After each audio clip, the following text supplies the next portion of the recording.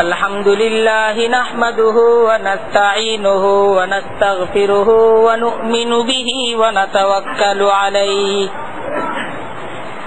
wa na'udzu billahi min shururi anfusina wa min sayyiati a'malina. من يهده الله فلا مضل له ومن يضلله فلا هادي له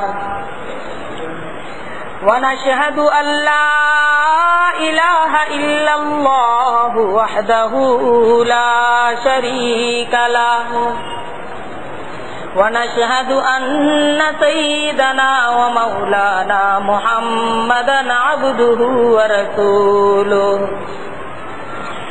أما بعد فأعوذ بالله من الشيطان الرجيم. بسم الله الرحمن الرحيم. واعف عنا واغفر لنا وارحمنا أنت مولانا فانصرنا على القوم الكافرين. صدق الله العظيم وصدق رسوله النبي الكريم ونحن على ذلك من الشاهدين والشاكرين والحمد لله رب العالمين. سبحانك لا علم لنا إلا ما علمتنا إنك أنت العليم الحكيم. আল্লাহ তাআলার দরবারে লাখো কোটি শুকরিয়া যে আজকের এই বরকতপূর্ণ রজনীতে আল্লাহ তাআলা আমাদেরকে মসজিদে একত্রিত করছেন, দিন সম্পর্কে কিছু জানার এক মাহফিলে একত্রিত করছেন। আল্লাহ তাআলার দরবারে শুকরিয়া আদায় করি, আলহামদুলিল্লাহ। দেখেন, আজকের এই রাতটা আসলে ওয়াজ নসিহতের রাত না। এই সময়টা খুব বরকতপূর্ণ সময়, অনেক দামি সময়, যে সময়টা এখন অতিবাহিত হইতেছে।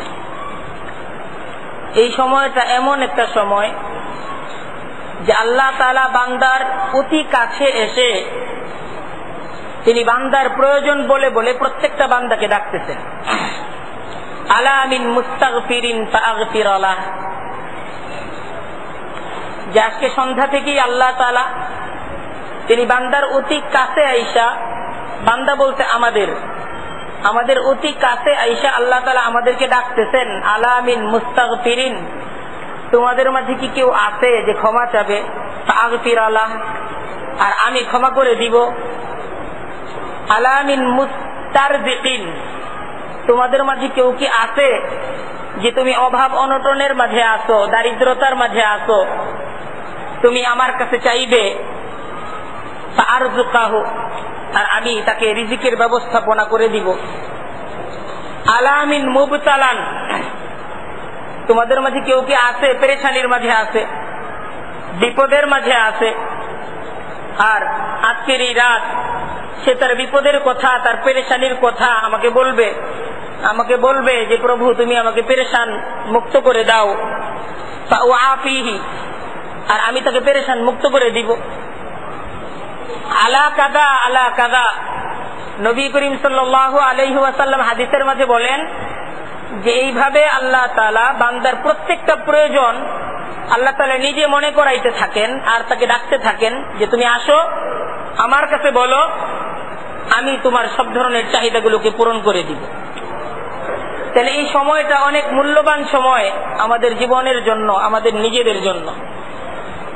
এই সময়টা হলো আল্লাহ তাআলার রহমত চাওয়ার সময়, আল্লাহ তাআলার যে বরকত, সেই বরকত চাওয়ার সময়।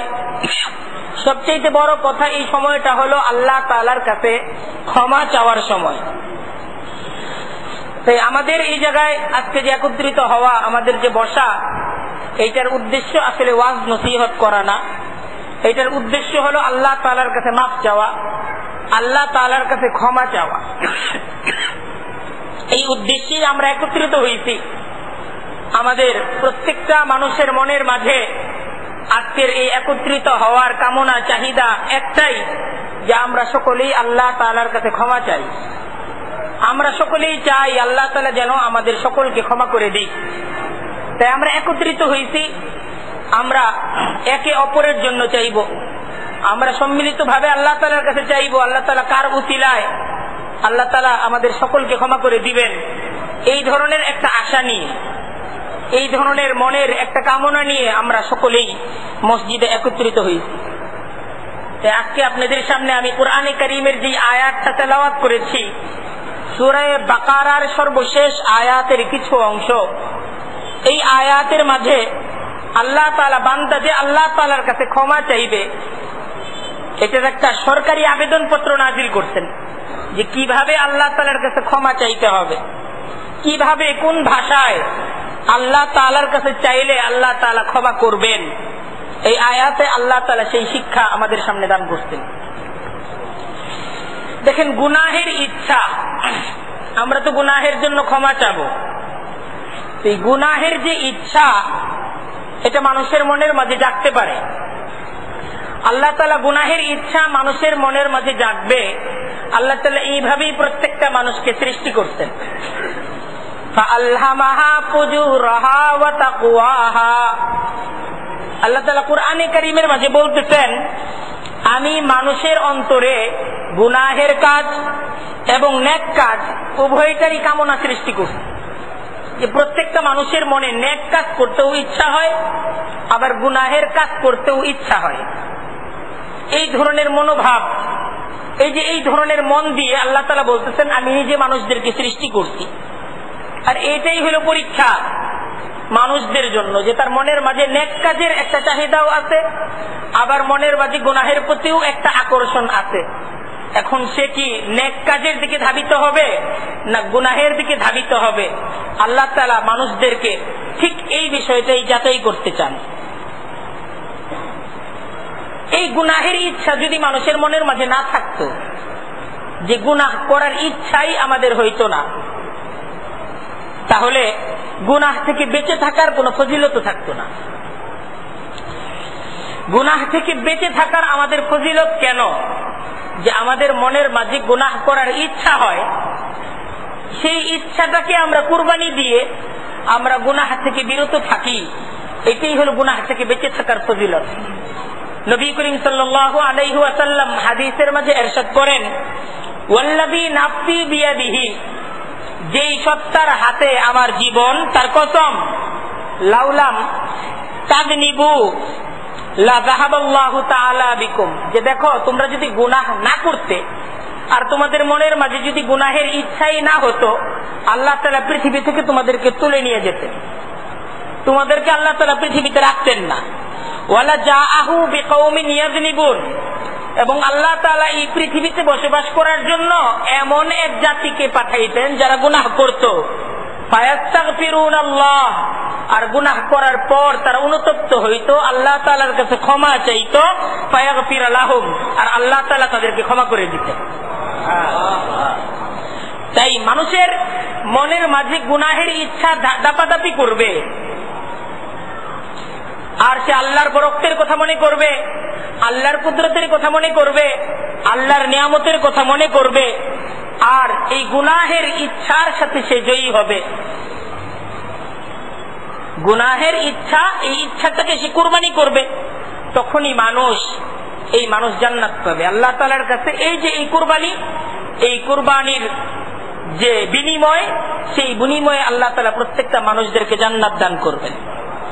ডক্টর আব্দুল হাই রহমতুল্লাহি আলাইহি, হযরত থানভী রহমতুল্লাহি আলাইহির খুব বিশিষ্ট খলিফা, উনি বলেন যে আল্লাহ তাআলা মানুষকে গুনাহ করার শক্তি দিতেন, এজন্যই আল্লাহ তাআলা মানুষদেরকে দুনিয়ার প্রতিনিধি হিসেবে পাঠাইছেন।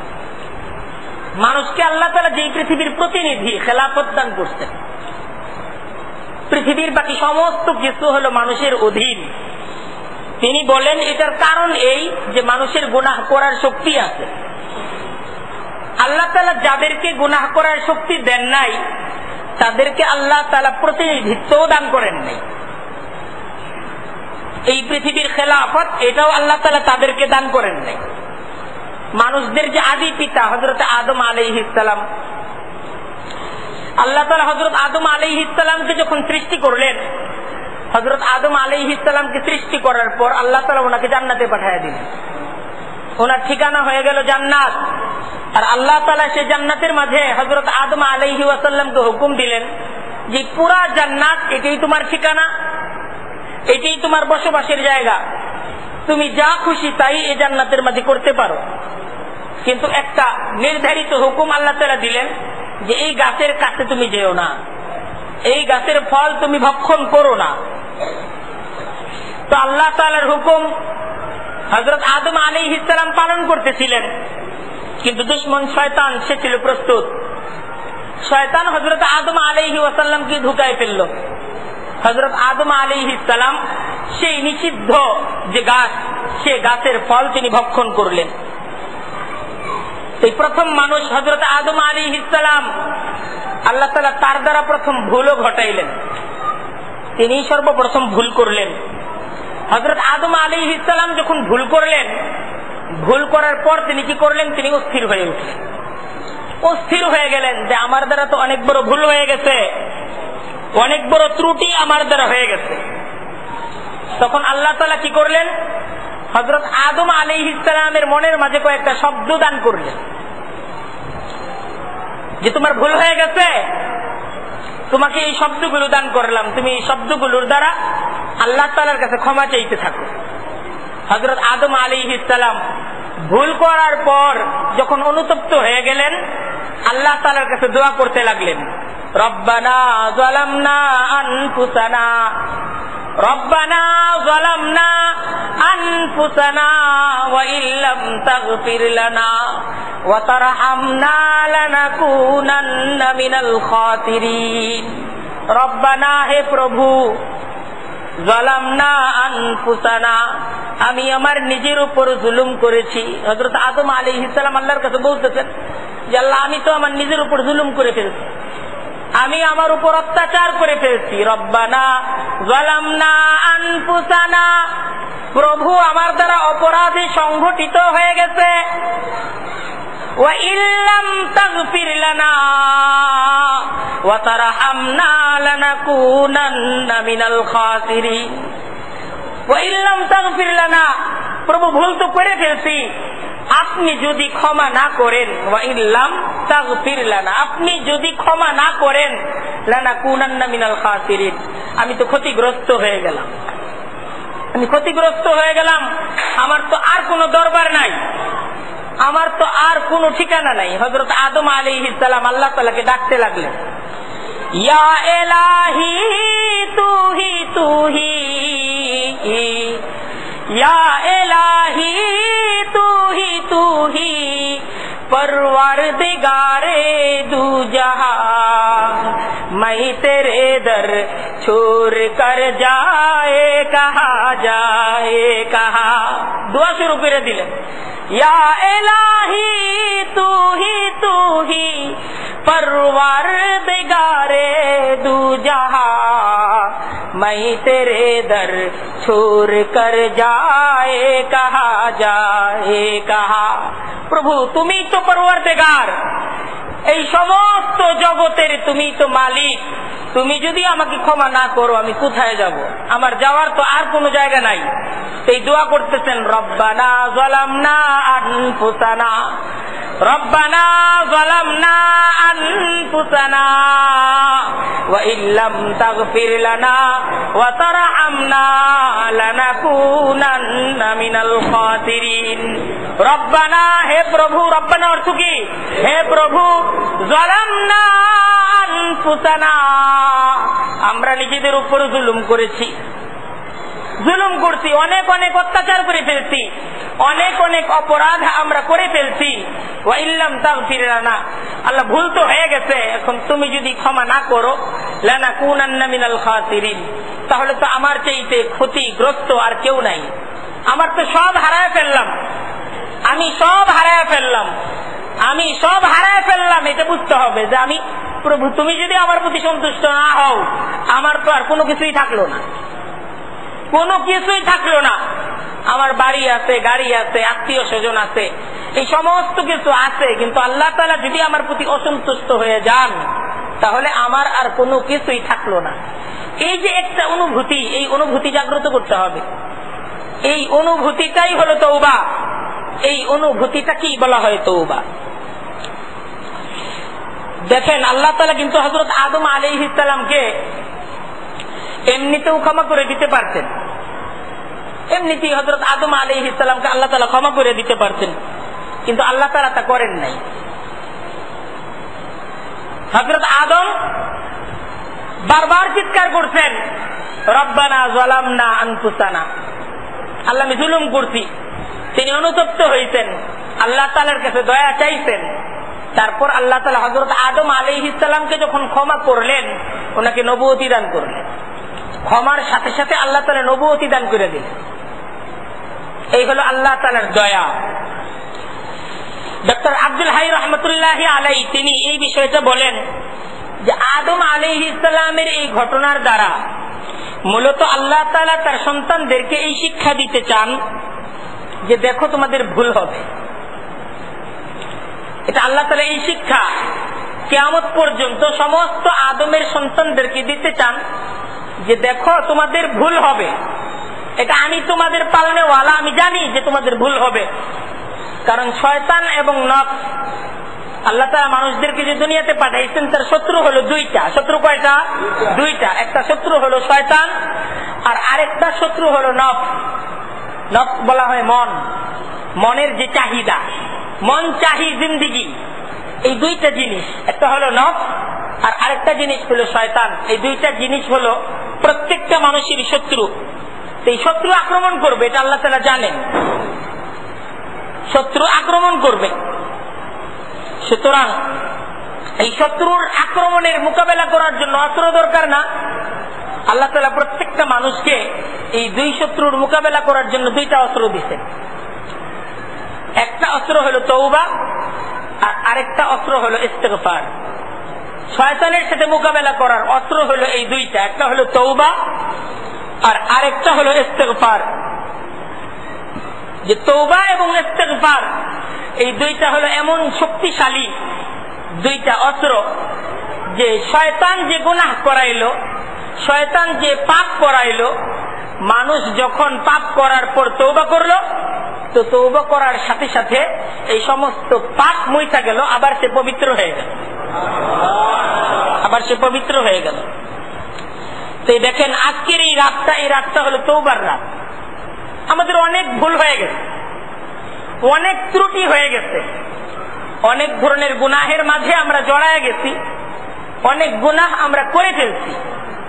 তাই আল্লাহ তাআলা আজকের একটা বিশেষ রাত, এই রাতে বিশেষ ক্ষমা নিয়ে তিনি নিজেই আমাদেরকে ডাকতেছেন যে ভুল যেটা করছো তওবা করো, তওবা করে ফেলো, আমি তোমার এই ভুলটা এটাকে মুছে দিই। আল্লাহ তাআলা ডাকতেছেন। তো এই রাতের প্রত্যেকটা মুহূর্ত সময় এটা কত মূল্যবান, এই বিষয়টাকে আমরা বুঝার চেষ্টা করি যে কত মূল্যবান সময় যাইতেছে, যে আল্লাহ তাআলা ডাকতেছেন ক্ষমা করার জন্য। ভুল হয়ে গেছে আমার, আল্লাহ তাআলার দরবারে আমি তো কান্নাকাটি করতে থাকবো, কিন্তু আমি বেখবর। আর আল্লাহ তাআলা আমাকে ডেকে খবর দিতেছেন যে তোমার ভুল হয়ে গেছে, তুমি আসো আমার কাছে ক্ষমা চাও, আমি তোমাকে ক্ষমা করে দেই, তুমি আবার নিষ্পাপ জীবন কি শুরু করো। শাইখুল ইসলাম হযরত তকি উসমানী দামাত বারাকাতুহুম, উনি ওনার দক্ষিণ আফ্রিকা সফরের সফরনামা, এই সফরনামার আলোচনার মাঝে চমৎকার একটা ঘটনা আলোচনা করতেন।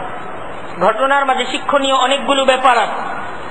যে তিনি বলতেছিলেন, আমি সফর করতে করতে একটা সময় একটা পাহাড়ি এলাকায় গিয়ে উপস্থিত হইলাম। সুন্দর মনোরম দৃশ্য। সেই পাহাড়ি এলাকায় আমি সুন্দর একটা বৃক্ষ, সুন্দর একটা গাছ দেখতে পাইলাম, কচি কচি চমৎকার পাতা। পাতাগুলো এত সুন্দর, গাছের পাতাগুলো এত সুন্দর যে এই সৌন্দর্য, গাছের পাতাগুলোর সৌন্দর্য আমার মনের অজান্তেই আমার হাত সেই পাতার কাছে নিয়ে গেল যে একটা পাতা আমি ছিঁড়ব।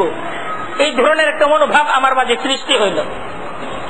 তখন ঠিক সেই সময় আমি যখন আমার হাতকে বাড়াইছি যে আমি এই পাতাটাকে ধরবো আর পাতাটাকে ছিঁড়বো, খুব সুন্দর কচি কচি পাতা, ঠিক তখন আমার যে রাহবার, যিনি সেই এলাকার ব্যাপারে অভিজ্ঞ, তিনি এক ঝটকায় আমার হাতটাকে ধরে ফেললেন যে হুজুর এই জায়গায় ধরবেন না,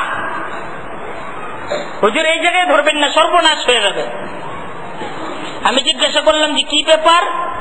তো তিনি বললেন, হুজুর পাতাগুলো তো গাছের খুব সুন্দর, কিন্তু এই গাছের যে পাতা, এই পাতাগুলো খুব মারাত্মক বিষাক্ত, ধরার সাথে সাথেই এটা বিচ্ছুর চাইতেও খুব মারাত্মক দংশন আপনার পুরো শরীরের মাঝে বিষ ছড়ায় দিই। তো হযরত তকি উসমানী সাহেব উনি ঘটনার মাঝে বলতেছেন যে ওনার কাছে যখন এই কথা শুনলাম আমি বুঝতে পারলাম অনেক বড় বিপদ থেকে মুক্তি পেয়ে গেল, অনেক বড় ধরনের একটা বিপদের সম্মুখীন হইতেছিলাম, আল্লাহ তাআলা সেই বিপদ থেকে আমাকে বাঁচিয়ে দিল। কিন্তু ওনাকে বললাম যে এই গাছের পাতা যে পরিমাণ সুন্দর, এখানে তো যে আসবে সেই ধরা খাবে, যে আসবে সেই এই বিষের আক্রান্ত হয়ে যাবে। তো এই কথা বলার পর আমার সেই রাহবার তিনি আমাকে বললেন যে হুজুর আপনাকে আরেকটা ঘটনা শোনাই, এই ঘটনা শুনলে আপনি আনন্দিত হবেন। সেই গাছের পাশেই আরেকটা গাছ তিনি দেখাইলেন। হুজুর এই যে গাছ দেখতেছেন, ওই গাছের পাতা ধরার সাথে সাথে আপনার পুরা শরীরে বিষ ছড়ায় যাবে, আপনার পুরা শরীর বিষাক্ত হয়ে যাবে। আর এই যে গাছ দেখতেছেন, এই গাছের পাতা ছিঁড়ে যদি সে জায়গায় ঘষা দেন তাহলে সাথে সাথে এই বিষ আবার দূর হয়ে যাবে, সাথে সাথে এই বিষ আবার দূর হয়ে যাবে। তাহলে দেখেন, এটা হলো আল্লাহ তাআলার কুদরত, এই হলো আল্লাহ তাআলার কুদরত। আল্লাহ তাআলা কেমন কুদরতওয়ালা যে একটা গাছ তিনি রাখতেন, এই গাছের পাতা ধরার সাথে সাথে পূর্ণ শরীর বিষাক্ত হয়ে যায়। আবার ঠিক সেই গাছের পাশে আরেকটা গাছ রাখতেন যে এই গাছের পাতা এটাকে যদি ঘষে দেওয়া হয় তাহলে বিষটা দূর হয়ে যাবে। আমাদের যে গুনাহ, আল্লাহ তাআলা দুনিয়াতে আমাদেরকে সৃষ্টি করছেন নফস এবং শয়তান, এই দুইটা জিনিসকে আমাদের দুশমন হিসেবে দিতেন।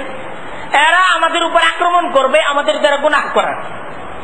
শয়তানের সার্বক্ষণিক কাজ, 24 ঘন্টার কাজ, আমাদের পিছনে মেহনত, আমাদের দ্বারা কোনো না কোনো গুনাহ, এই গুনাহ করানো। আমাদেরকে যদি একটা গুনাহের মাঝে সে লিপ্ত করতে পারে তাহলে এটা হলো শয়তানের সফলতা, আর যদি লিপ্ত করতে না পারে তাহলে এটা আমাদের সফলতা। এই মহান রব্বুল আলামিন এই যে আমাদের একটা দুশমন, দুনিয়ার মাঝে আমাদের চলার পথে এই যে একটা দুশমন শয়তান, এই শয়তান আমাদেরকে গুনাহ করাবে। এই শয়তান যে গুনাহ করাবে, এই গুনাহের বিপরীতে আল্লাহ তাআলা আমাদেরকে আরেকটা জিনিস দান করছেন, এটা হলো তওবা এবং ইস্তেগফার। এই তওবা এবং ইস্তেগফারের নিয়ামত আল্লাহ তাআলা আমাদেরকে দান করছেন এই জন্য যে জায়গাতেই তোমরা গুনাহের বিষ দেখবে, যে গুনাহের বিষ তোমাদেরকে আক্রান্ত করছে, তোমার মনের অজান্তে তুমি বুঝো নাই, জি এই পানি পড়তেছে, আমাদের খাদেম সাহেব খেয়াল করেন পানি পড়তেছে। দেখেন গুনাহের বিষ, খেয়াল করে আমরা কথা বলে শুনি, গুনাহের বিষ, এই বিষ ঠিক যখনই আমাকে আক্রান্ত করবে আল্লাহ তাআলা আমাদেরকে সাথে সাথে আরেকটা ঔষধ দিচ্ছেন, আর সেই ঔষধটা হলো ইস্তেগফার। যে যেখানেই গুনাহের বিষ দেখবে ইস্তেগফারকে ঢেলে দাও, তওবাটাকে ঢেলে দাও। তওবা এবং ইস্তেগফারকে ঢেলে দেওয়ার সাথে সাথে তোমার গুনাহের যে বিষ তোমার শরীরে ছড়ায় গেছিল সে বিষটা দূর হয়ে যাবে। তাই আমাদের কাজ হলো গুনাহ হয়ে যাওয়ার সাথে সাথেই তওবা করা, তওবা করে নেওয়া। কারণ তওবা অত্যন্ত গুরুত্বপূর্ণ একটা সম্পদ। আল্লাহ তাআলা এই যে তওবার সুযোগ দিতেন, এটা অনেক বড় একটা নিয়ামত, আল্লাহ তাআলার অনেক বড় একটা নিয়ামত। এখন এই তওবা কিভাবে করতে হয় আমরা খুব খেয়াল করে কথাগুলো শুনি। এই জায়গায় কোনো বয়ান করা উদ্দেশ্য না, আবার আলোচনাকে লম্বা করা উদ্দেশ্য না। উদ্দেশ্য হলো যে আমরা যেন আমাদের গুনাহের জন্য অনুতপ্ত হই এবং আমাদের মনের মাঝে যেন একটা ভাব সৃষ্টি হয়, আমাদের মনটা যেন অল্প একটু নরম হয়, যেন আমি আল্লাহ তাআলার কাছে অল্প একটু কাটতে পারি। আমরা সকলেই চেষ্টা করি নিজেদের মনের মাঝে সেই ভাবটাকে সৃষ্টি করতে। আমরা সকলেই এই ভাবটা সৃষ্টি করার চেষ্টা করি, কথা শোনার চেষ্টা করা না। দেখেন কি করুণ অবস্থা আমাদের সমাজের হয়ে গেছে। আজকের রাত আল্লাহ তাআলা আমাদেরকে ডাকতেছেন যে আলা মিন মুস্তাগফিরিন ফাগফির লাহ, আছে কি কেউ যে তুমি তোমার অপরাধ হয়ে গেছে ক্ষমা চাইবে, আমি ক্ষমা করে দিব? আল্লাহ তাআলা ডাকতেছেন, প্রত্যেকটা বান্দাকে ডাকতেছেন। আর আমরা কি করুণ অবস্থা আমাদের হয়ে গেছে, আমরা উৎসব করতেছি। আমরা যখন এশার নামাজ পড়তেছিলাম বারবার নামাজের মাঝে আমরা কাঁইপা উঠতেছিলাম, এদের এই পটকার আওয়াজে আমরা নামাজের মাঝে কাঁইপা উঠতেছিলাম। তো এটার জন্য আসলে আমাদের কাঁদা দরকার যে আমাদের সমাজ, আমাদের সন্তানরা, আমাদের সমাজের কিশোররা, আমাদের সমাজের যুবকরা এরা অপসংস্কৃতির ছোবলে কিভাবে আটকা পড়ে গেছে। এরকম একটা পবিত্র এবং ইবাদতের রাত, যে রাতটা আসলে উচিত ছিল নিজের যাবতীয় অপরাধের জন্য মসজিদে আইসা বা ঘরের কোণে বসে আল্লাহ তাআলার কাছে ক্ষমা চাওয়া, আর এই রাতে আমরা আমাদের সন্তান এদেরকে নিয়ন্ত্রণ করতে পারতেছি না। এরা পটকা ফুটাইতেছে, আমি নিজে বাবা, আমি নিজে বড় ভাই, আমি মসজিদে নামাজ পড়তেছি, কথা শুনতেছি, তাদেরকে আমি নিজেও ফিরাতে পারতেছি, আমি নিজে ফিরাইতে পারতেছি না, সে জাহান্নামের দিকে দৌড় পারতেছে। আল্লাহ তাআলা কোরআনে কারীমের আয়াত ধরে রাখতেছেন, ইয়া আইয়ুহাল্লাযীনা আমানু কু আনফুসাকুম ওয়া আহলিকুম নারা, কু আনফুসাকুম ওয়া আহলিকুম নারা। হে ঈমানদার বান্দারা, তোমরা না ঈমান আনছো, আমার প্রতি ঈমান আনছো, আখিরাতের প্রতি ঈমান আনছো। কু আনফুসাকুম ওয়া আহলিকুম নারা, তোমরা তোমাদেরকে আগুন থেকে বাঁচাও। ও তোমরা বাঁচাও, আনফুসাকুম নিজেদেরকে বাঁচাও, নারান আগুন থেকে বাঁচাও, তো আহলিকুম তোমার যারা পরিজন তাদেরকে আগুন থেকে বাঁচাও। আগুন, দেখেন আগুন ধরে গেছে আমার ঘরের মাঝে, মসজিদের সামনে আমার ঘর, সেই ঘরের মাঝে আগুন ধরে গেছে।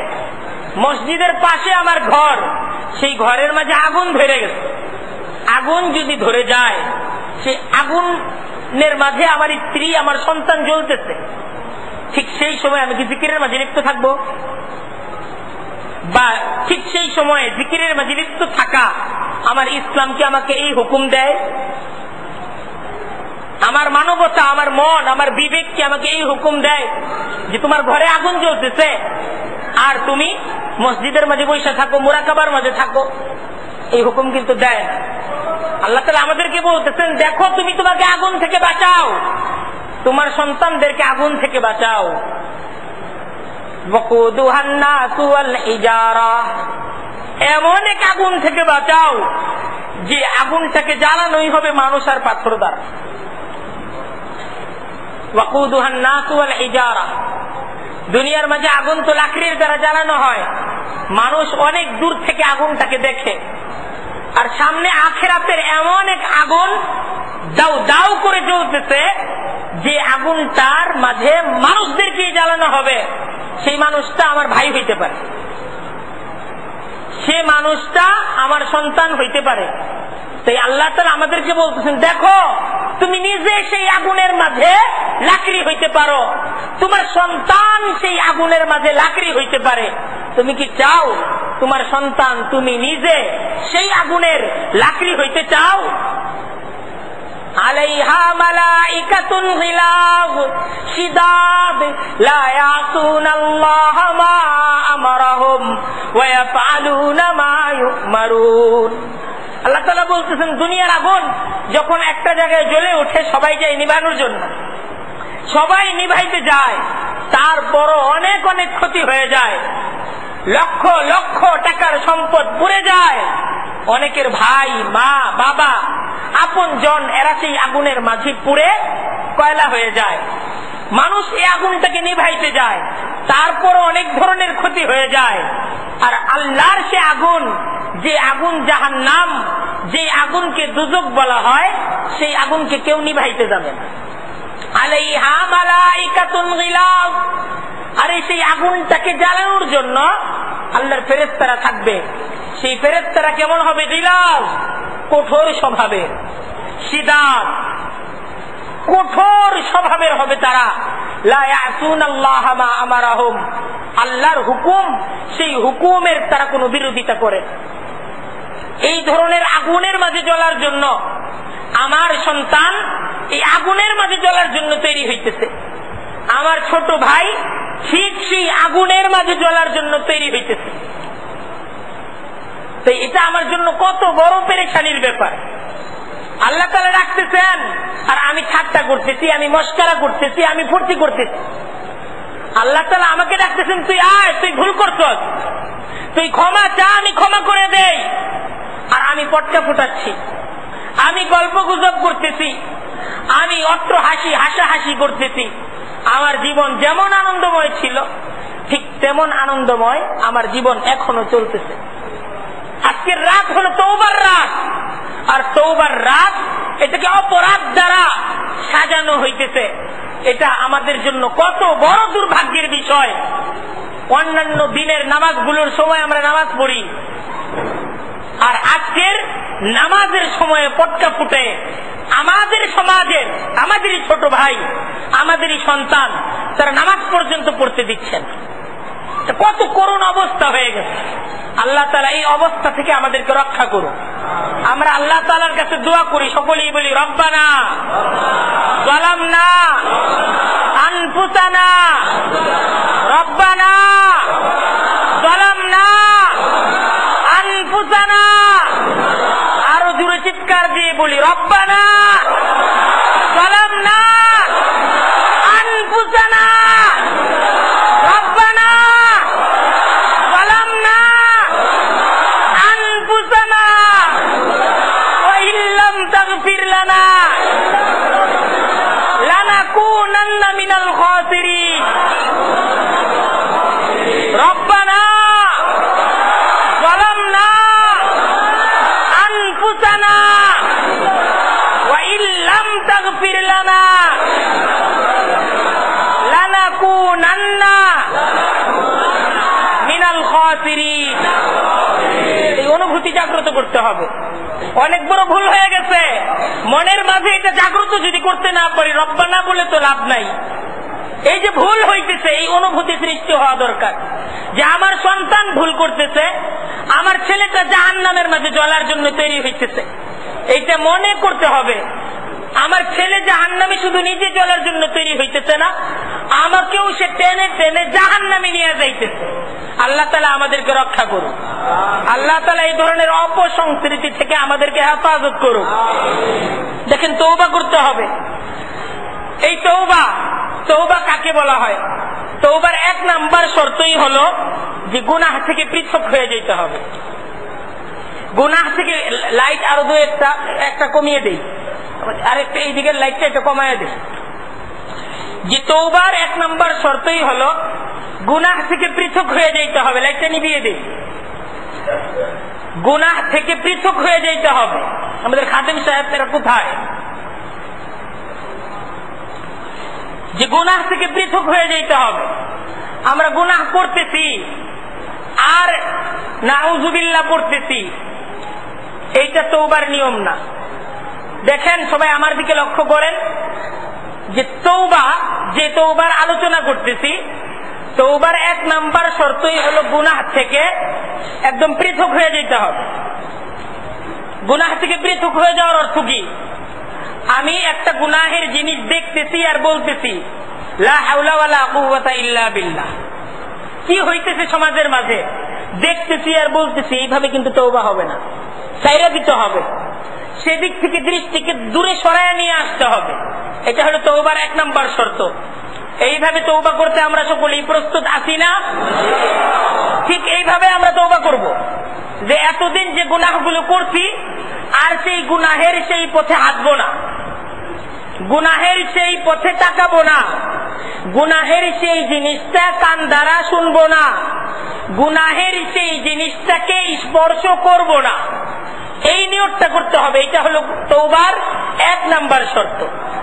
তওবার 2 নাম্বার শর্ত, অন্তরের মাঝে অনুতাপ সৃষ্টি করতে হবে যে আল্লাহ তাআলা এত বড় দয়ালু, আল্লাহ তাআলা আমার উপরে এত এত নিয়ামত তিনি দান করতেছেন, আর আমি সেই আল্লাহর সাথে বেয়াদবি করে ফেললাম। এই যে একটা অনুভূতি, এই অনুভূতি মনের মাঝে জাগ্রত করতে হবে যে আল্লাহ এত রহমদিল, আল্লাহ তাআলা এত দয়ালু, আর আমি তার সাথে এত বড় অপরাধ করে ফেললাম। এই অনুভূতিটা মনের মাঝে জাগ্রত করতে হবে। তৃতীয় হলো পাক্কা নিয়ত করতে হবে না যে ভুল একবার করছি, আল্লাহ অনেক বড় অপরাধ হয়ে গেছে, আর কোনদিন এই ভুলের পথে আমি হাঁটবো না। এই হলো তওবার 3 শর্ত। 1 নাম্বার শর্ত হলো গুনাহ থেকে পৃথক হওয়া, 2 নাম্বার শর্ত হলো মনের মাঝে অনুতাপ সৃষ্টি করা, 3 নাম্বার শর্ত হলো পাক্কা নিয়ত করা যে এই গুনাহ আর কোনদিন আমি করব না। দেখেন 3 নাম্বার যে শর্তটা, পাক্কা নিয়ত করা কঠিন। পাক্কা নিয়ত অনেকের হবে না, কিন্তু তারপরও আমরা এইটা আল্লাহর কাছে দোয়া করবো, আল্লাহ আমার মন দুর্বল, দুর্বল মন দ্বারা দুর্বল নিয়ত করছি, তুমি এই নিয়তটাকে পাক্কা করে দাও, তুমি আমার এই নিয়তটাকে কি করে দাও, পাক্কা করে দাও। এই দোয়া আল্লাহর কাছে করব। দেখেন আমরা যদি গুনাহ থেকে তওবা করি, আল্লাহ তাআলা মাফ করে দিবেন। আল্লাহ তাআলা যে মাফ করবেন এই ইয়াকিন সৃষ্টি করি। আমরা সকলেই এই ইয়াকিন, এই বিশ্বাস মনের মাঝে সৃষ্টি করি, আমরা যে তওবা করব আল্লাহ তাআলা আমাদেরকে মাফ করেই দিবেন। আর আমরাও তওবা করব আজকে যে আর গুনাহ করব না। যেমন আমাদের অনেকের গুনাহ আছে যে আমি 5 ওয়াক্ত নামাজ পড়তে পারি না, আজকে থেকে নিয়ত করে ফেলি যে 5 ওয়াক্ত নামাজ ইনশাআল্লাহ পড়ব। এই নিয়তটা আমরা করতে পারি না? কে কে পারি?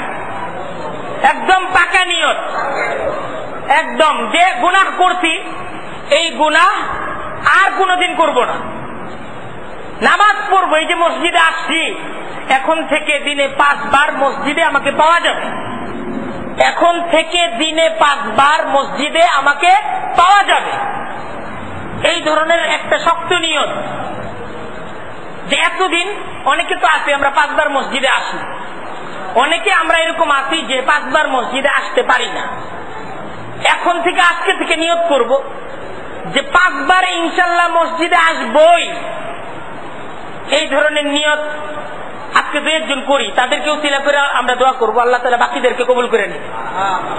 এই ধরনের নিয়ত আমরা কে কে করব?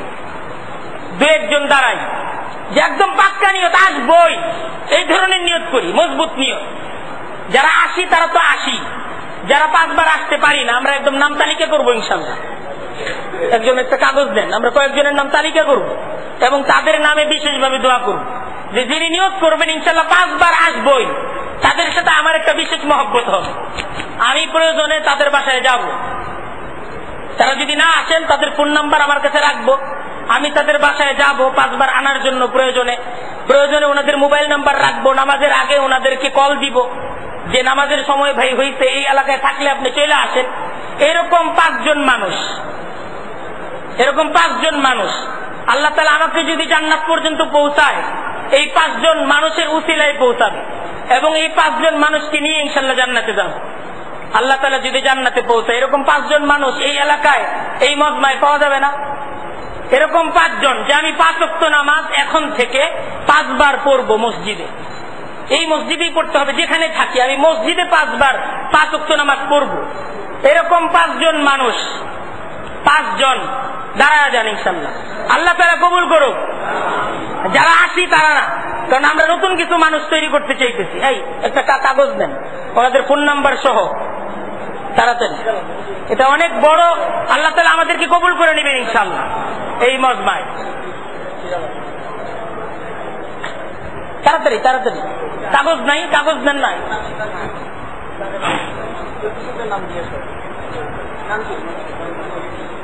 ওনার মোবাইল নাম্বার সহ একটু দাঁড়ায়, কাছে যাই, কাছে গিয়া নামটা লিখি, মোবাইল নাম্বারটা লিখি। আমাদের মুয়াজ্জিন সাহেবরা কোথায়?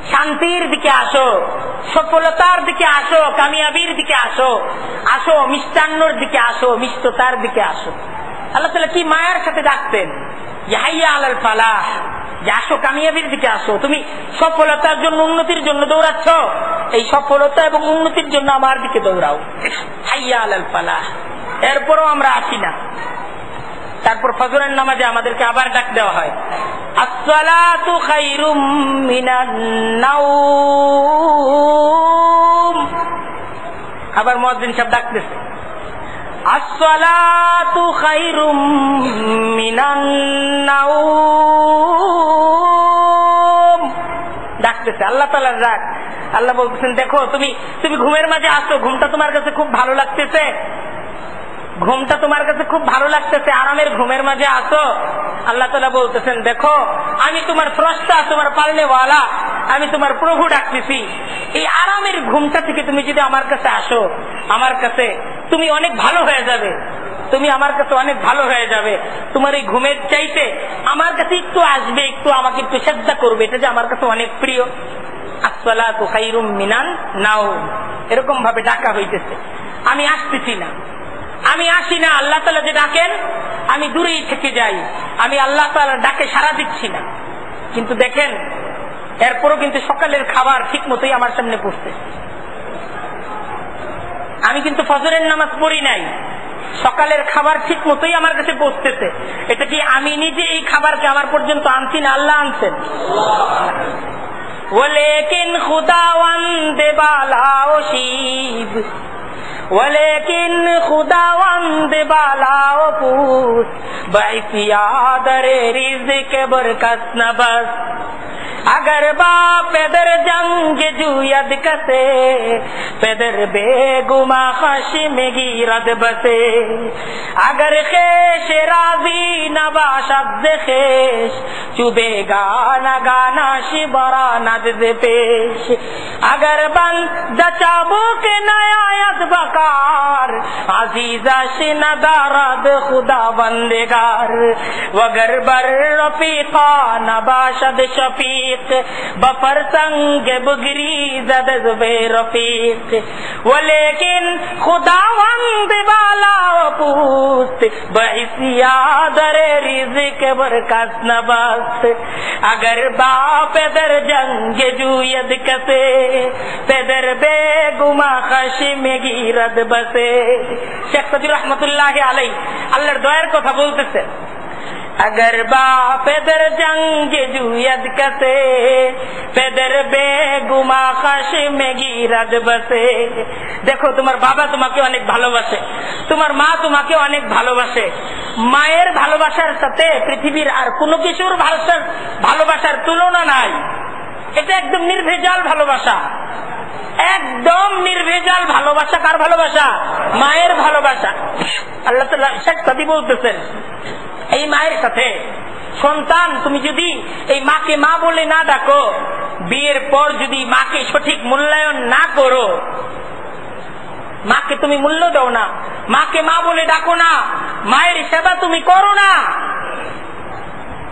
পেদের বেগুমা খাশমে গিরাত বসে। দেখো তোমার মা রাগ করে, তোমার মা রাগ করে, তোমার সাথে রাগ করে তোমাকে ঘর থেকে বের করে দেয়, এমনও হয়। আবার যখন তুমি ঘরে ফেরত যাও, একটা সময় মায়ের সাথে রাগ করে তুমি চলে যাও, তারপর তুমি ঘরে আসো, ঘরে আসার পর তোমার মা তোমাকে খাবার দেয়, তুমি খাবার যখন খেতে বসো তখন তোমার মা তোমাকে বলতে থাকে, তোরে কি আমি পেটে নেই নাই, তোরে কি আমি মানুষ করি নাই, তোর পেশাব পায়খানা কি আমি পরিষ্কার করি নাই, তুই আমার সাথে এরকম একটা খারাপ আচরণ করতে পারলি? মা এই কথা বলে কি বলে না? বলে। শেখ সাদি বলতেছেন, अगर बाप पेदर जंगे जुयद कसे पेदर बेगुमा खश्म गिरद बसे। দেখো মার ভালোবাসা নির্ভেজাল ভালোবাসা, কিন্তু এই ভালোবাসার প্রতিদান যদি তুমি না যাও, তোমাকে না দাও, তোমাকে কথা শুনতে হয়। শুনতে হয় কি হয় না? কথা শুনতে হয়। বগর খেশ রাজি না বাশদ খেশ চুবেগা না গানা সে বারানাত পেশ। শেখ সাদি বলতেছেন যে দেখো তোমার যে আত্মীয় স্বজন, তোমার যারা আপনজন, এরাও তোমাকে ভালোবাসে, অনেক ভালোবাসে, সমাজের তোমার বিরোধী শক্তি তোমাকে একটা টুকা পর্যন্ত দিতে পারে না। কেন? তোমার আত্মীয় স্বজনের কারণে। তোমার চাচা এলাকার সম্মানী ব্যক্তি, তোমার চাচার খাতিরে বাকি সমাজের সমস্ত লোক তোমার অত্যাচারে অতিষ্ঠ হওয়া সত্ত্বেও সমাজের লোকেরা তোমাকে একটা টুকা পর্যন্ত দেয় না, তোমাকে একটা কটু কথা পর্যন্ত বলে না। কেন? চাচার ভয়ে, তোমার বাবার ভয়ে, তোমার দাদার ভয়ে। সেই চাচা, দাদা, মামা এরা তোমার অনেক বড় সহায়ক একটা শক্তি, কিন্তু এদের ভালোবাসার কথা ফিকির করো।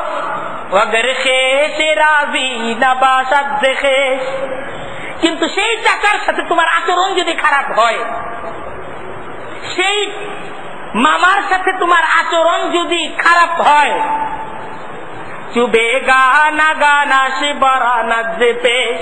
তুমি তো সেই মামার বাড়ি, চাচার বাড়ির সামনে দিয়ে হাঁটতে পারো না, তোমাকে দূর দূর করে তাড়িয়ে দেয়।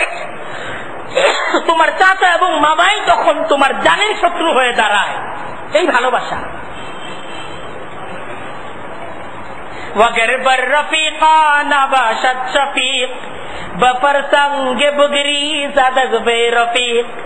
দেখো তোমার বন্ধু বান্ধব এরা তোমার অনেক প্রিয়, অনেক তোমাকে ভালোবাসে। তোমার জন্য তোমার ভাই যখন আসে না, তোমার বন্ধু আসে। তোমার বাবা মায়ের কাছে তুমি তোমার মনের অব্যক্ত বেদনার কথা যেটা বলতে পারো না, সেই দুঃখের কথাটা তোমার বন্ধু তোমার সাথে শেয়ার করে। অনেক আপন। কিন্তু সেই আপন বন্ধুর আপনত্ব, তার বন্ধুত্বকে টিকানোর জন্য তোমাকেও কিন্তু অনেক অনেক ত্যাগ, অনেক অনেক পরিশ্রম তার বন্ধুত্ব টিকিয়ে রাখতে হয়।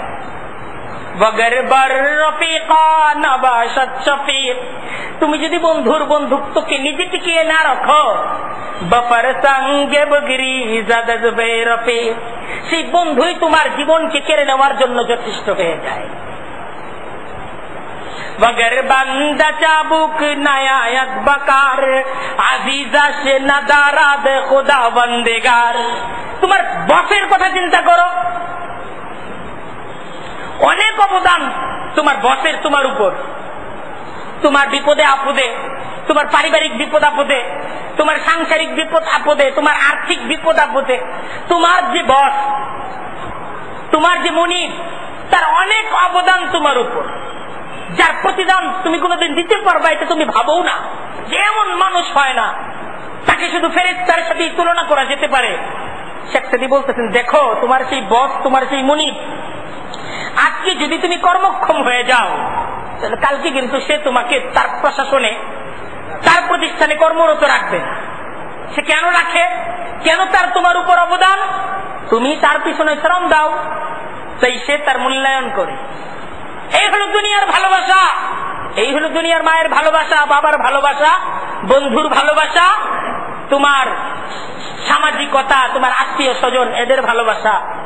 মায়ের সাথে ভালোবাসা, যদি তুমি তাকে ভালো না বাসো এই ভালোবাসা টিকে না। বন্ধুর সাথে ভালোবাসা, তুমি যদি ভালো না বাসো এই ভালোবাসা টিকে না। তোমার মুনিবের সাথে ভালোবাসা, তুমি যদি তোমার কর্মশক্তির দ্বারা তাকে সহযোগিতা না করো এই ভালোবাসা টিকে না। তোমার মায়ের সাথে তোমার অবিচারের কথা তোমার খালার বাড়ি, দাদার বাড়িতে পৌঁছে যায়। তোমার এক আত্মীয়ের সাথে তোমার অন্যায় আচরণের গল্প তোমার বাকি সমস্ত আত্মীয় লেভেল জেনে যায়। তোমার এক বন্ধুর সাথে একটা অসৎ আচরণ তোমার সমস্ত বন্ধু লেভেলকে ক্ষিপ্ত করে তুলে। लेकिन खुदावंद बालाओ पूछते बाइसिया दरे रिज़्क़ बरकत नबाज। শেখ সাদী বলছেন, কিন্তু তুমি একটু চিন্তা করো, তোমার মা, তোমার বাবা এদের অবদান তোমার উপর কতটুকু। এতটুকু তারা তোমাকে জন্ম দিতে, তোমাকে বড় করছে। তোমার আত্মীয় স্বজনের তোমার উপর অবদান কতটুকু। এতটুকু অবদান, তুমি বিপদে পড়লে তারা তোমাকে সহযোগিতা করবে। তোমার মনিব অবদান কতটুকু, তুমি শ্রম দাও সে তোমাকে আর্থিকভাবে সহযোগিতা করে। তোমার বন্ধু বান্ধব এতটুকু, তোমার মনের কথা তারা শুনে। লেকিন খুদাবন্দ ভালাও পুত, কিন্তু আল্লাহর ভালোবাসা, আল্লাহর নিয়ামতের কথা মনে করো, যে আসমান জমিনের স্রষ্টা আল্লাহর নিয়ামত তোমার উপর কতটুকু। কিন্তু আল্লাহর সাথে তোমার যে অবিচার, আল্লাহকে তুমি যে ভুলে গেছ, আল্লাহ তাআলার হুকুমকে তুমি যে লঙ্ঘন করতেছ, আল্লাহ তাআলা তোমার একটা বেলার রিজিক পর্যন্ত বন্ধ করেন। দুকাউনাশি একে কাতরা দর বাহরে ইলম, গুনাহ বিনা দো পরদা পুশাদ বাহিল। আল্লাহর ভালোবাসা দেখো। তোমার মা তো তোমার অন্যায় আচরণের কথা তোমার বাবাকে বলে দেয়, অন্যরা জেনে যায়, কিন্তু তুমি যে আল্লাহর সাথে কত নাফরমানি করতেছো, আল্লাহ কিন্তু সে নাফরমানির কথাগুলো কাউকে বলেন। এই হলো আল্লাহর নিয়ামত, আল্লাহ কাউকে বলেন। এই দেখেন আল্লাহর ডাক, হাইয়া আলাস সালাত, এই ডাক কার ডাক? আল্লাহর ডাক। আজকে তওবা করতে হবে যে এখন থেকে যখন আল্লাহ ডাকবেন আমরা আসবো। আল্লাহ তাআলার কাছে আজকে এই কথাটা বলতে হবে, আল্লাহ এতদিন পর্যন্ত তোমার ডাক আমি শুনছি, আমি আসি নাই, আজকে থেকে তোমার ডাক যখন আমি শুনবো আমি আসবো।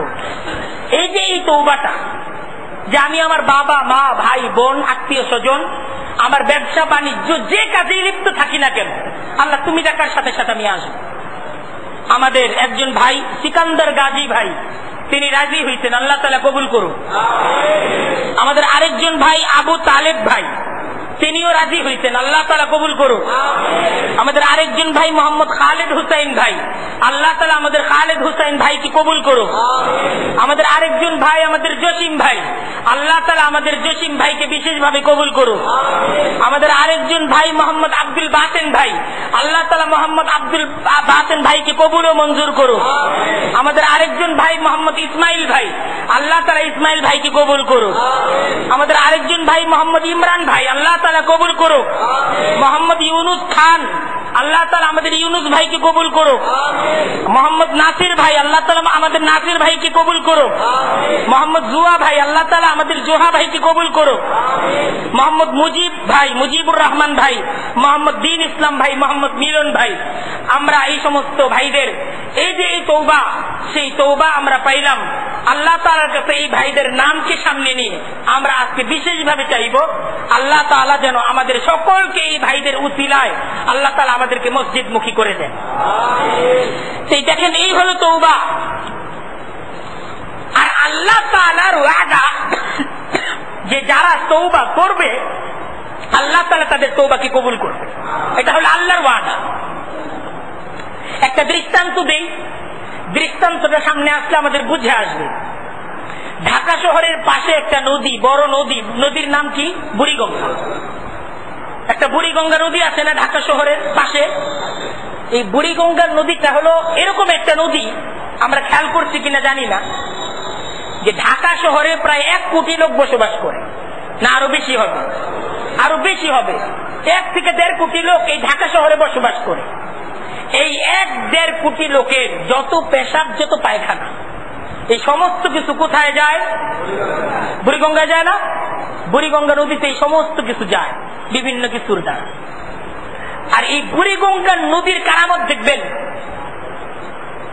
বুড়িগঙ্গা নদীর একটা কারামত, এই কারামতটা হলো এই ঢাকা শহরের এই 1.5 কোটি লোকের প্রতিদিনের পেশাব পায়খানা, একদিনের না, প্রতিদিনেরটা যাচ্ছে।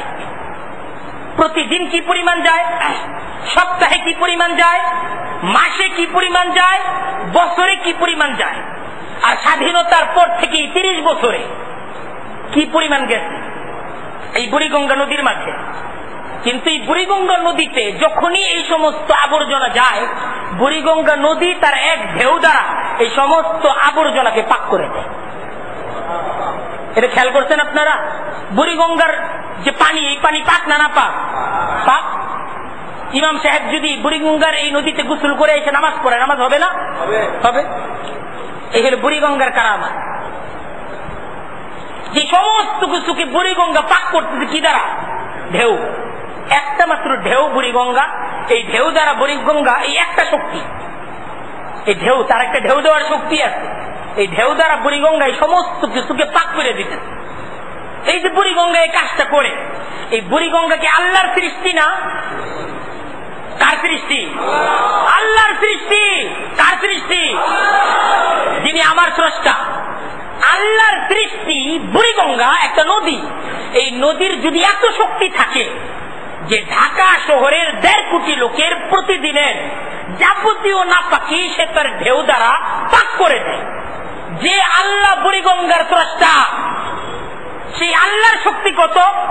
আল্লাহ তাআলা তিনি যখন তার দয়ার ঢেউ দ্বারা আমাদের এই 1.5 কোটি লোকের গুনাহকে তিনি যদি মাফ করতে চান, তাহলে মাফ করাটা আল্লাহ তাআলার কাছে কোনো ব্যাপার? বুড়িগঙ্গা যে কাজ করে আমাদের দেহের ময়লা আবর্জনা পাক করে দেয়, সেই বুড়িগঙ্গার স্রষ্টা আল্লাহ ডাকতেছেন যে আমি তোমাদের অন্তরের জাগতিক যে ময়লা এই সব দূর করে তোমাদেরকে পবিত্র করে দিব। সে আল্লাহ পারবেন না? না আল্লাহ তাআলা এত গুনাহ মাফ করতে পারবেন না? আল্লাহ তাআলা পারবেন, কিন্তু আমাদের তওবা করতে হবে। বুড়িগঙ্গা পর্যন্ত তো যাইতে হবে, নাপাকিটা বুড়িগঙ্গা পর্যন্ত যাইতে হবে, তাহলে তো পাক হবে। নাপাকিটা যদি বাইতুল আতিক জামে মসজিদের পাশে আমরা গর্ত করে নাপাকি এই জায়গায় দেই, পুরা এই সেকশন 6 ক এই এলাকার যাবতীয় নাপাকি আমরা যদি বাইতুল আতিক জামে মসজিদ এটার পাশে গর্ত করে এই জায়গায় নাপাকি দিই, এই জায়গা পাক হবে? এখানে কিন্তু পাক হবে না। এর জন্য যাইতে হবে কোথায়? সংযোগটা, ড্রেনের সংযোগটা বুড়িগঙ্গা পর্যন্ত থাকতে হবে। ঠিক আমাদেরও সমস্ত পাপ মাফ হয়ে যাবে, কিন্তু আল্লাহ পর্যন্ত যাইতে হবে এবং আল্লাহ তাআলাকে বলতে হবে যে আল্লাহ তুমি মাফ করে দাও, আর কোনদিন আমরা এই কাজ করব না যে ভুল করছি। আরেকটা কাজ, এই কাজ থেকে আমরা বিরত থাকার চেষ্টা করি, এটা হলো গীবত। এটা আমাদের সমাজের সবচাইতে বড় ব্যাধি, একদম সবচাইতে বড় ব্যাধি গীবত। আজকে থেকে গীবত করব না, এই ধরনের নিয়ত কি করতে পারি? আমি সবার আগে নিয়ত করলাম, ইনশাআল্লাহ আল্লাহ তাআলা আমার নিয়ত কি কবুল ও মঞ্জুর করুন। আমার সাথে আল্লাহ তাআলা আপনাদের সকলের নিয়ত কি কবুল ও মঞ্জুর করুন। আপনারা একটু বিশেষভাবে দোয়া করেন আল্লাহ তাআলা যেন আমার নিয়তটাকে শক্তিশালী করে দেয়। গীবত, গীবত মানে অপর মুসলমান ভাই যেই দোষে দোষী সেই দোষের আলোচনা করা, এটাকেই বলা হয় গীবত। এই গীবতে আমি নিজেই জর্জরিত, অথচ গীবত এটা কবিরা গুনাহ। জিনা যেরকম একটা কবিরা গুনাহ, গীবত ঠিক একই রকম কবিরা গুনাহ। বরং নবী করিম সাল্লাল্লাহু আলাইহি ওয়াসাল্লাম হাদিসের মাঝে ইরশাদ করেন, আল গীবাতু আশাদ্দু মিনাজ জিনা। গীবত এটা জিনার চাইতেও মারাত্মক। চিন্তা করে দেখছেন, গীবত এটা জিনার চাইতেও মারাত্মক। এটা আল্লাহর নবীর কথা, উনি ওনার পবিত্র জবান দ্বারা যে কথা বলছেন এই কথা সত্য না? আজকে দেখেন আমরা হয়তো বা জিনায় লিপ্ত না, কিন্তু গীবতের মাঝে লিপ্ত। আজকের এই তওবার রাতে আল্লাহ তাআলার দরবারে তওবা করতে হবে, গীবত করব না। এবং অতীতে যে গীবত করছি অনুতপ্ত হইতে হবে, ভুল করছি, এরকম গীবত করব না। এরকম কয়জন ভাই আছি আমি সহ যে গীবত ইনশাআল্লাহ করব না, গীবত করব না, গীবত করব না, তওবা করতেছি, গীবত করব না। রব্বানা যালামনা আনফুসানা, রব্বানা যালামনা আনফুসানা। হে প্রভু পরওয়ারদিগার, আমরা ভুল করছি, অপরাধ করছি, অনেক অনেক গীবত আমাদের দ্বারা হয়ে গেছে, আমরা তওবা করতেছি, আর গীবত করব না। আমাদের তওবাকে তুমি কবুল করো, আমাদের তওবাকে তুমি কবুল করো, আমাদের তওবাকে তুমি কবুল করো। আমরা দুর্বল, আল্লাহ আমাদের তওবার মাঝে শক্তি দাও, আল্লাহ আমাদের তওবার মাঝে শক্তি দাও, আল্লাহ গীবত থেকে বেঁচে থাকার তৌফিক দাও, আল্লাহ গীবত মুক্ত জীবন দাও, আল্লাহ গীবত মুক্ত সমাজ দাও, আল্লাহ গীবত মুক্ত রাষ্ট্র দাও। আমরা আল্লাহর কাছে তওবা করি যে আমাদের অনেক জুলুম হয়ে গেছে, অনেক অপরাধ আমাদের দ্বারা হয়ে গেছে, আর আমরা গীবত করব আল্লাহ তাআলা ক্ষমা করে দিবেন, আল্লাহ ক্ষমা করে দিবেন। এই নিয়ত আমরা করলাম তো, মজবুত নিয়ত করি, নিজের মনকে বোঝানোর চেষ্টা করি যে ভুল হয়ে গেছে, কিছুক্ষণ আল্লাহর দয়ার কথা মনে করি, আল্লাহর দয়ার কথা মনে করি, আর অনুতপ্ত ভাব দিয়ে আল্লাহর কাছে আল্লাহ নামের জিকির করি। আল্লাহ আল্লাহ আল্লাহ আল্লাহ আল্লাহ আল্লাহ আল্লাহ।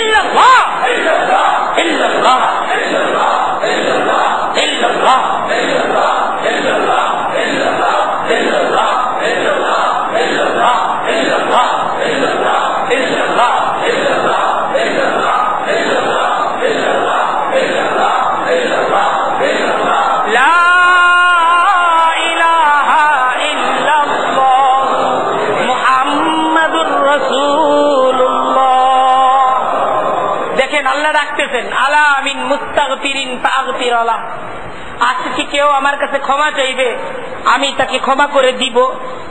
আলামিন মুবতালান ফাউআফিহি, আজকে কি কেউ বিপদগ্রস্ত, সে আমার কাছে চাইবে আর আমি তাকে বিপদ থেকে মুক্ত করে দিব।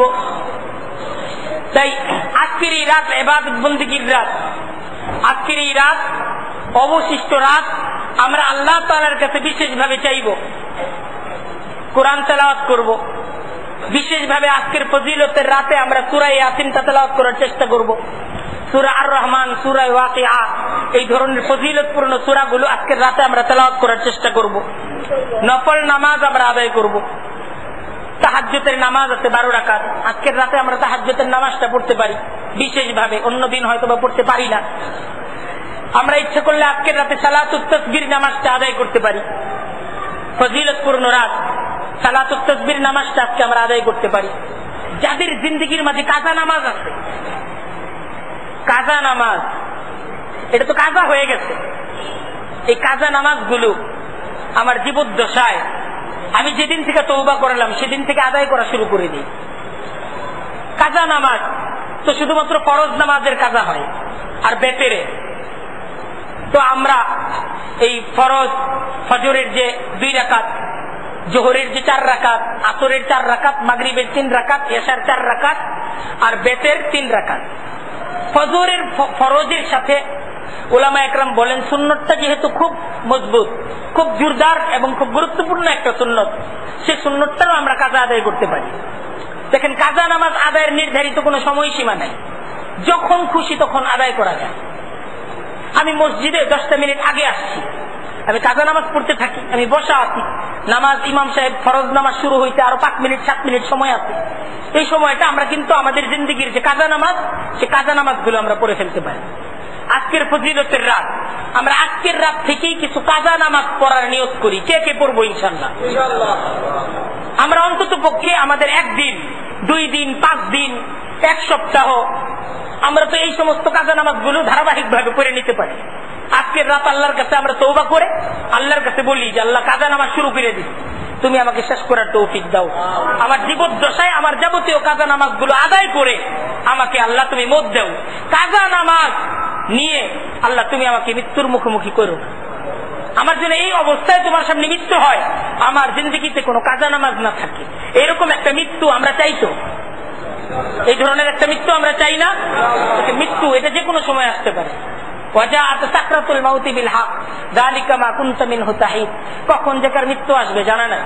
আমরা আজকের রাত আল্লাহ তাআলা আমরা পাইছি, আগামী বছর এই রাতটা আমরা নাও পাইতে পারি। আজকে থেকে আমরা কাজা নামাজ আদায় শুরু করে দিব।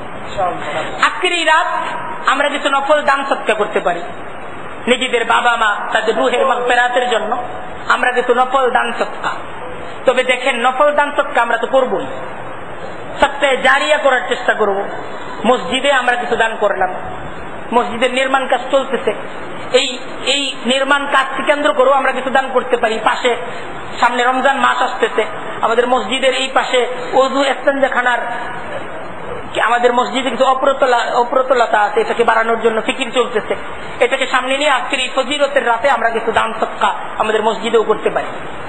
আমাদের যাদের ফরজ দান যাকাত এটা অনাদায়ী আছে, আমি যাকাত আদায় হয় নাই, আমি যাকাত আদায় করি না, আজকের রাতে কিছু যাকাত আমি আদায় করে দিই, এটা তো ফরজ। যাকাতের টাকা মসজিদে দেওয়া যাবে না, এটা গরিব কাউকে দিতে হবে। কিছু যাকাত যারা দেই আমরা অগ্রিমও দেওয়া যায়, অগ্রিম আমি আমার কিছু যাকাত দিয়ে দিলাম। আজকের রাতটা যেহেতু ফজিলতপূর্ণ, আমরা এই রাতে কিছু যাকাত এটা আমরা গরিব মিসকিনদেরকে দিতে পারি। যাকাতের টাকা মসজিদে দেওয়া যায় না।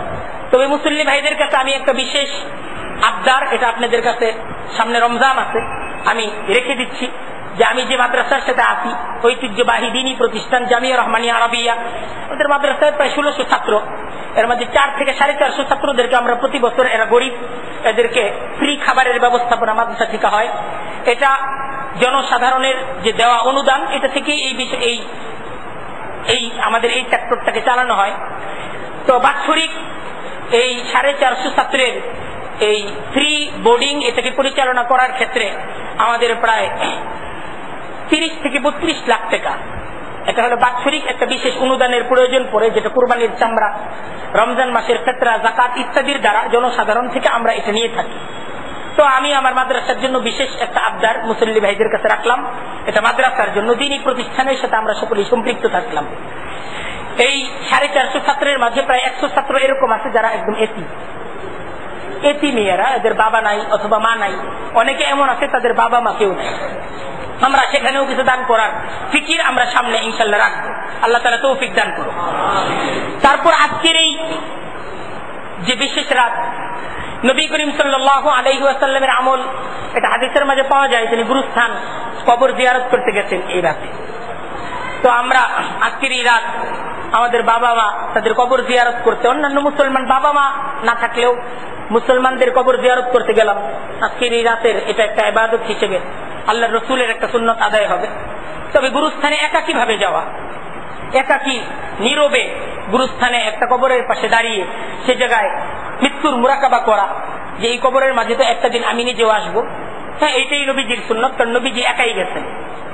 হাদিস এরকম, মা আয়েশা রাদিয়াল্লাহু তাআলা ওনার ঘরে সেই দিন আল্লাহর রাসূল তিনি শয়ন করছিলেন। মা আয়েশা রাদিয়াল্লাহু তাআলা হঠাৎ করে ঘুমের থেকে উঠে দেখেন আল্লাহর রাসূল পাশে নাই।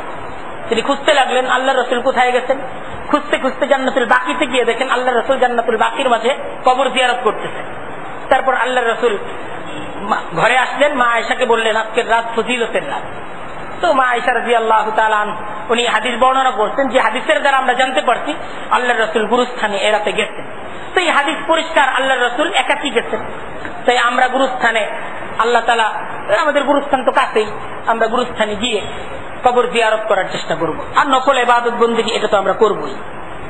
আর বিশেষ কাজ যেটা আজকের রাতে, বিশেষভাবে আল্লাহ তাআলার কাছে কান্নাকাটি করা। মসজিদে আমরা সম্মিলিত ভাবে তো দোয়া করব। তারপর আমরা বাসায় যাওয়ার পর, আমরা যারা বাসায় যাব, বাসায় যাওয়ার পর আমরা কিছু ইবাদত বন্দেগী করব। নবী করিম সাল্লাল্লাহু আলাইহি ওয়াসাল্লাম হাদিসের মাঝে ইরশাদ করেন, লা তাত্তাখিযু বুয়ুতাকুম কুবুরা, এটা নবীর নির্দেশ, তোমাদের ঘরকে কবর বানায়ো না। এর অর্থ কি? যে ঘর এটা কবরের মতো, যে জায়গায় কোনো ইবাদত বন্দেগী কোনো কিছু নাই, এরকম যেন মুসলমানদের ঘর না হয়। তাই আমাদের আজকের এই বিশেষ রজনী নফল ইবাদত, এটা তো ঘরে করাই উত্তম। আমরা যারা বাসায় করার মতো পরিবেশ আছে, আমরা বাসায় চলে যাব, বাসায় আমার সন্তান, তাকে আমার পাশে বসাবো যে বাবা তুমি কোরআন তেলাওয়াত করো। কোরআন শরীফ পড়তে না পারলে আলিফ বা তাসা পড়ুক না, সূরা ফাতিহা সে পড়ুক, যা পারে তাই পড়ুক। জিকির তো করতে পারবে কিছুক্ষণ, সুবহানাল্লাহ, আলহামদুলিল্লাহ, আল্লাহু আকবার, লা ইলাহা ইল্লাল্লাহ, কালেমার জিকির, এটাই সে করুক, এটাও তো ইবাদত। তাই আমরা বাসায় যাওয়ার পর নিজের যে স্ত্রী, নিজের সন্তান, তাদেরকে সাথে নিই, আজকের রাতে কিছু ইবাদত বন্দেগীর পর একটু মুনাজাত করুন। আমরা হয়তো বা এরকম অনেকেই এটা বলতে পারবো না যে আমি কোনোদিন আমার স্ত্রী, আমার সন্তান, এদেরকে নিয়ে মুনাজাত করছি, অথচ এটা অত্যন্ত জরুরি আমার ঘরের শান্তির জন্য। আমাদের অনেকের এই ধরনের অভিযোগ আছে, আমার ঘরে হুজুর শান্তি নাই, খুব পেরেশানির মাঝে আছে, যে মেয়েকে বিয়ে দিতে পারতেছি না, ছেলেটা এরকম ভাবে বিপদগামী, কোনোভাবেই কিছু করতে পারতেছি না। আর আজকের এই ফজিলতের রাত, আপনার স্ত্রীও ইবাদত করতে চায়, সন্তানও ইবাদত করতে চায়, এটাকে একটু গনিমত মনে করেন, এটাকে একটা সুযোগ মনে করেন। আজকে আপনি, আপনার স্ত্রী, আপনার সন্তান, এদেরকে সাথে নিয়ে একটু কাঁদেন আল্লাহ তাআলার দরবারে। আজকে আমরা এই ইবাদতটা ইনশাআল্লাহ করতে পারবো কে কে? যে আমি ইনশাআল্লাহ ঘরে যাওয়ার পর আমার স্ত্রী, সন্তান, এদেরকে নিয়ে কিছু ইবাদত বন্দেগীর পর কিছু জিকির আজকার করে আমরা দোয়া করব, এরকম কে কে পারবো? এটার মধ্যে অনেকেই হাত তুলতে রাজি না, কারণ এটা করা আমরা অভ্যস্ত না, অভ্যাস করি না। যাদের অনেকে স্থানীয়, যারা স্থানীয় আছে তাদের প্রতি এটা আবদার যে আমরা যারা ঘরে যাব, আমাদের যাদের ঘর আছে, যেমন আমার নিজেরই ঘর নাই, আমি আজকে আপনাদের মাঝে আসি, আমার ঘর সেই সুদূর ময়মনসিংহ, সে জায়গায় তারা ভিন্নভাবে আছে, আমি ভিন্নভাবে আছি। এই অবস্থার মাঝে আল্লাহ তাআলা আমাদের জীবনকে চালাচ্ছেন, আমার তো ঘরে গিয়ে ইবাদত বন্দেগী করার তৌফিক নাই। আপনারা সবাই আল্লাহর কাছে দোয়া করেন, আল্লাহ তাআলা যেন আমারও তৌফিক দান করে। আজকের রাতে আপনারা এই দোয়া করতে পারবেন না ইনশাআল্লাহ? আপনারা কি চান আপনারা ঘর বাড়িতে থাকবেন, আমরা সারা জিন্দেগি ঘর বাড়ি থেকে দূরেই থাকবো, এটা চান? এটা কি একজন মুসলমান আর একজন মুসলমানের প্রতি এটা চাইতে পারে? অনেকে চায়, তাই বলে আপনারা কি সবাই চান? এটা নাও বলতে রাজি না। একটু সবাই না বলেন যে না আমরা এটা চাই না, এটা চাই না, এটা আমরা চাই না। তাই আপনারা আজকের রাতে বিশেষভাবে আল্লাহ তাআলার কাছে দোয়া করেন, আল্লাহ তাআলা যাকেই আপনাদের মাঝে রাখে দিনী কাজ করার জন্য, আল্লাহ তাআলা যেন তাদের ঘর বাড়ির একটা ব্যবস্থা করে দেয়, এটার জন্য আমরা দোয়া করি। অনেকেই বলতেছে আমাদের ঘর বাড়ি নাই, এদের মনের মাঝে একটা অসহায়ত্ব বিরাজ করতেছে। এরকম অসহায় আমিও একাকি ভাবি আল্লাহ তাআলার দরবারে দোয়া খেয়াল করব। আচ্ছা যাক, তারপরের বিষয় হলো আসলে আল্লাহর কাছে চাইতে হয়। আল্লাহ তাআলা যখন আল্লাহ তাআলার পক্ষ থেকে ফয়সালা হবে তখন তো আটকে রাখতে পারবে না, আর আল্লাহ তাআলার পক্ষ থেকে যতক্ষণ ফয়সালা না হবে চিৎকার করে কেউ কোনো কিছু পাবে না। আসলে দিবেন কে? দেওয়ার মালিক কে? আল্লাহ। আল্লাহ হলেন দেওয়ার মালিক। মানুষের কাছে চাওয়া ঠিক না। আপনারা আবার এটা মনে করেন আমি চাইলাম, মানুষের কাছে চাওয়া ঠিক না, চাইতে হবে আল্লাহর কাছে। আল্লাহ তাআলা আমাদের মনের সমস্ত চাহিদাগুলোকে পূরণ করে দিন। আচ্ছা, এরপরে দেখেন আজকের রাত যেই কথা বলতেছিলাম যে তওবার রাত, আল্লাহ তাআলার কাছে চাইতে হবে। আল্লাহ তাআলা ডাকতেছেন ইরজিই, আয় আয় ইলা রাব্বিক, আমি তো তোর পালনেওয়ালা প্রভু, তুই আমার কাছে আয়। আল্লাহ তাআলা ডাকতেছেন ইরজিই ইলা রাব্বিক ফাইনা তাযহাবুন, তুই কোন দিকে যাইতেছিস? আল্লাহ তাআলা বান্দাদের ঠিক কোরআনে কারীমের মাঝে এই শব্দের দ্বারা ডাকতেছেন, ফাইনা তাযহাবুন, তুমি কোথায় যাচ্ছ? ইরজিই, তুমি আসো, ইলা রাব্বিক, তোমার প্রভুর কাছে আসো। আল্লাহ তাআলা এইভাবে ডাকতেছেন আমাদেরকে, আজকের রজনীতে ডাকতেছেন। আল্লাহ তাআলা কোরআনে কারীমের মাঝে দেখেন কি সুন্দর ভাবে আমাদেরকে ডাকতেন, ইয়া আইয়ুহাল ইনসান, হে মানুষ, সব মানুষ। ইয়া আইয়ুহাল আলেম, ইয়া আইয়ুহাল ইমাম, এরকম বলতেন ইয়া আইয়ুহাল ইনসান, হে মানুষ, মা গাররাকা বিরব্বিকাল কারীম, আমি এত দয়ালু, তারপরে তুই আমার ব্যাপারে ঝুঁকায় পড়ে গেলি, কে তোকে ঝুঁকায় ফেললো? দেখেন কোরআন শরীফের এই আয়াতটা এমন একটা আয়াত, আমি যখনই এই আয়াতটা পড়ি আমি নিজেকে ঠিক রাখতে পারি না, আমি পড়তে থাকি। ইয়া আইয়ুহাল ইনসান মা গাররাকা বিরব্বিকাল কারীম, এই আয়াতটা পড়লে মনে হয় যে একটা মা সে তার সন্তানের পিঠে ধরে বলতেছে, মা গাররাকা বিরব্বিকাল কারীম, তোরে আমি মানুষ করছি না, তুই আমারে ভুল বুঝলি, তোরে কে আমার ব্যাপারে ভুল বুঝাইলো, আমি কি তোর খারাপ চাইতে পারি? মা এরকম বলে না পিঠে ধরে সন্তানের, মা কেঁদে দেয়। ঠিক কোরআন শরীফের এই আয়াতটা হলো আল্লাহর দয়ার একটা নমুনা। ইয়া আইয়ুহাল ইনসান, আল্লাহ ডাকতেছেন এই মানুষ, তুই পাপ করতেছ, শোন শোন শোন, আল্লাহ ডাকতেছে, ইয়া আইয়ুহাল ইনসান মা গাররাকা, কে তোকে ধোঁকায় ফেললো, বিরব্বিকা, তোর পালনেওয়ালার ব্যাপারে, কারিম, যে তোর উপর সবসময় দয়া করতেছে। এই হলো আল্লাহর ভাষা। আল্লাহ তাআলা এইভাবে কোরআন শরীফের মাঝে মানুষদেরকে ডাকেন যে মা গাররাকা বিরব্বিকাল কারীম, কুতিলাল ইনসান মা আকফারা, মিন আইয়ি শাইইন খালাকা, মিন নুতফা খালাকাহু ফাকাদ্দারা, সুম্মা আস-সাবিলা ইয়াসসারা। আল্লাহ ডাকতেছেন মিন আইয়ি শাইইন খালাকা, তুই আজকে গর্ব করতেছস, তুই অহংকার করতেছস, তুই আমার দরবারে তুই একটা সেজদা করতে তুই প্রস্তুত না। মিন আইয়ি শাইইন খালাকা, তোকে আমি সৃষ্টি করছি, তুই দেখ তো কি কত তুচ্ছ একটা জিনিস থেকে আমি তোকে সৃষ্টি করছি। মিন আইয়ি শাইইন খালাকা, মিন নুতফা, এক ফোঁটা নাপাক পানি থেকে আমি তোকে সৃষ্টি করছি। মিন নুতফা খালাকাহু ফাকাদ্দারাহু, সেই এক ফোঁটা নাপাক পানি থেকে তিনি তোকে সৃষ্টি করেছে। তারপর এই যে তোর যাবতীয় শক্তি, সমস্ত শক্তি কার দেওয়া? আল্লাহ। আল্লাহ তাআলা মানুষদেরকে তার জন্মের ইতিহাস শোনাচ্ছেন। ওয়ালাকাদ খালাকনাল ইনসানা মিন সুলালাতিন মিন তিন সুম্মা জাআলনাহু নুতফাতান ফি ক্বারারিন মাকিন সুম্মা খালাকনান নুতফাতা আলাকাতান ফাখালাকনাল আলাকাতা মুদগাতান ফাকাসাউনাল ইযআমা লাহমা ثم أنشأناه خلقا آخر فتبارك الله أحسن الخالقين ثم إنكم بعد ذلك لميتون ثم إنكم يوم القيامة تبعثون ولقد خلقنا الإنسان من سلالة من طين الله বলতেছেন ওয়ালাকাদ খালাকনাল ইনসানা, আর এই সমস্ত মানুষদেরকে আমি সৃষ্টি করেছি মিন সুলালাতিন মিন তিন, মাটির নির্যাস থেকে আমি সৃষ্টি করেছি। সুম্মা জাআলনাহু নুতফাতান ফি ক্বারারিন মাকিন, এক ফোঁটা নাপাক পানি মায়ের সেই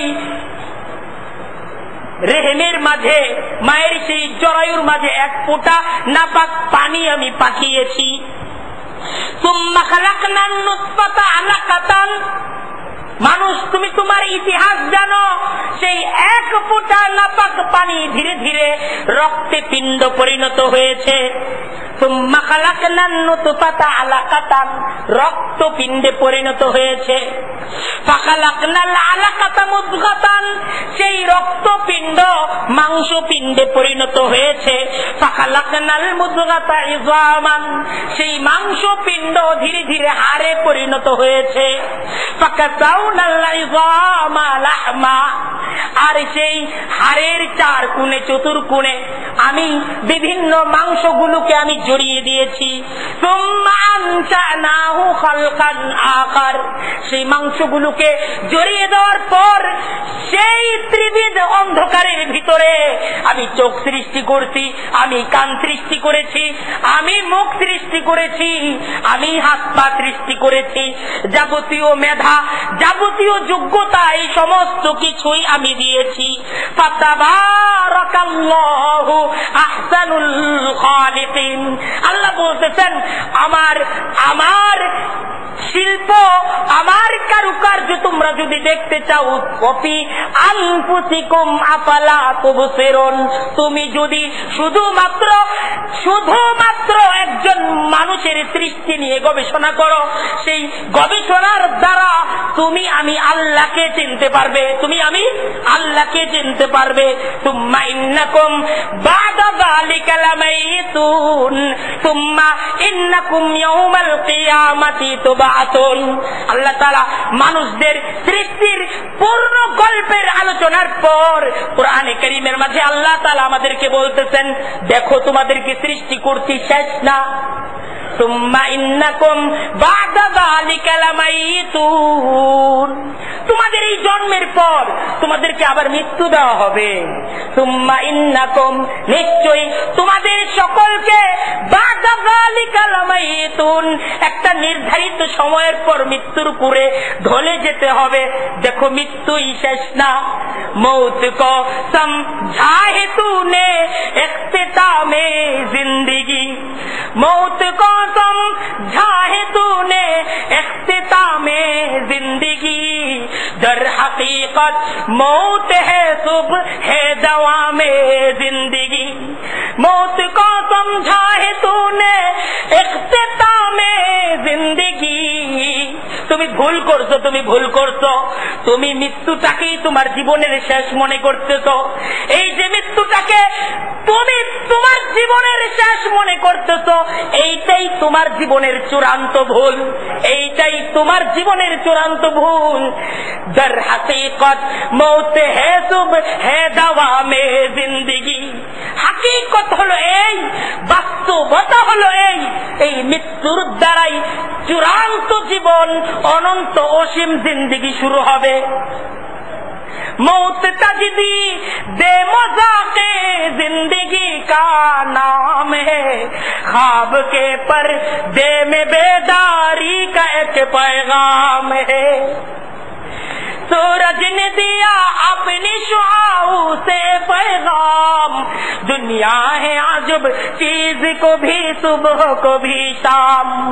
सूरज ने दिया अपनी शुआओं से पैगाम, दुनिया है अजब चीज को भी सुबह को भी शाम। আরে সূর্যটা দেখো, এই সূর্য তো প্রতিদিন প্রতিদিন তোমাকে এই ঘোষণাই করে যে দুনিয়াটা কিছু না, দুনিয়া সকাল দুনিয়া বিকাল। দুনিয়ার সকাল স্থায়ী হয় না, দুনিয়ার বিকালটাও স্থায়ী হয় না। সকালের পর দুপুর হয়, দুপুরের পর বিকাল হয়, আবার রাত, আবার সকাল, আবার দুপুর, আবার বিকাল। এই হলো দুনিয়া। सूरज ने दिया अपनी शुआओं से पैगाम, दुनिया है अजब चीज को भी सुबह को भी शाम। मौत तजदीद मज़ाक़े जिंदगी का नाम है। কবি বলতেছেন মौत একটু নতুন জীবনের নাম। ख्वाब के पर्दे में बेदारी का एक पैगाम है।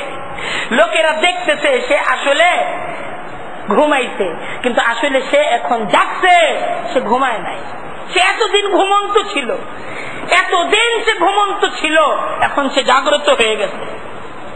সেই দেখেন আল্লাহ তাআলা ঘোষণা দিচ্ছেন, সুম্মা ইন্নাকুম বা'দা যালিকা লামাইতুন। দেখো দুনিয়ার জিন্দেগি কিছু না, তোমাকে মরতে হবে, মরার জন্য প্রস্তুতি গ্রহণ করো। মরার দ্বারা শেষ না। সুম্মা ইন্নাকুম বা'দা যালিকা লামাইতুন, সুম্মা ইন্নাকুম ইয়াউমাল কিয়ামাতি তুবআসুন। কিয়ামতের দিন আবার তোমাদেরকে উঠতে হবে। এটা কার ঘোষণা? আল্লাহর ঘোষণা। আল্লাহর ঘোষণা কিয়ামতের দিন আবার আল্লাহ তাআলা আমাদের সকলকে তুলবেন। তাই আল্লাহ তাআলা কিয়ামতের দিনের কথা আমাদেরকে স্মরণ করাইতেছেন। কিয়ামতের দিন যে উঠতে হবে, তোমার সম্পদ কি, কি সম্পদ নিয়ে উঠতেছে? জাহান্নাম থেকে বাঁচতে হবে। ঠিকানা দুইটা, এক হলে জান্নাত, জাহান্নাম। জাহান্নামের ফয়সালা যদি হয়ে যায়, অনন্ত অসীম জিন্দেগি শুধু পড়তেই হবে, শুধু পড়তেই হবে। ফয়সালা যদি জাহান্নাম হয়ে যায়, এটা ফিকির করি, আমি তো গুনাহ করে ফেলছি, গুনাহ এর ঠিকানা কোথায়? জাহান্নাম। সেই গুনাহ তো হয়ে গেছে। এখন তওবা যদি না করতে পারি তাহলে তো উপায় নাই, তাহলে তো উপায় নাই। তওবা যদি না করতে পারি, তওবাই শুধুমাত্র সে জাহান্নাম থেকে আমাদেরকে রক্ষা করতে পারে। তওবা যদি না করি, তওবা যদি না করতে পারি, দেখেন টাকা পয়সা দিয়েন না, অন্য কোনো স্লিপ হইলে দেন, কিন্তু টাকা পয়সা দিয়েন না। টাকা পয়সা যা দেওয়ার মসজিদে দেন, মাদ্রাসায় দেন।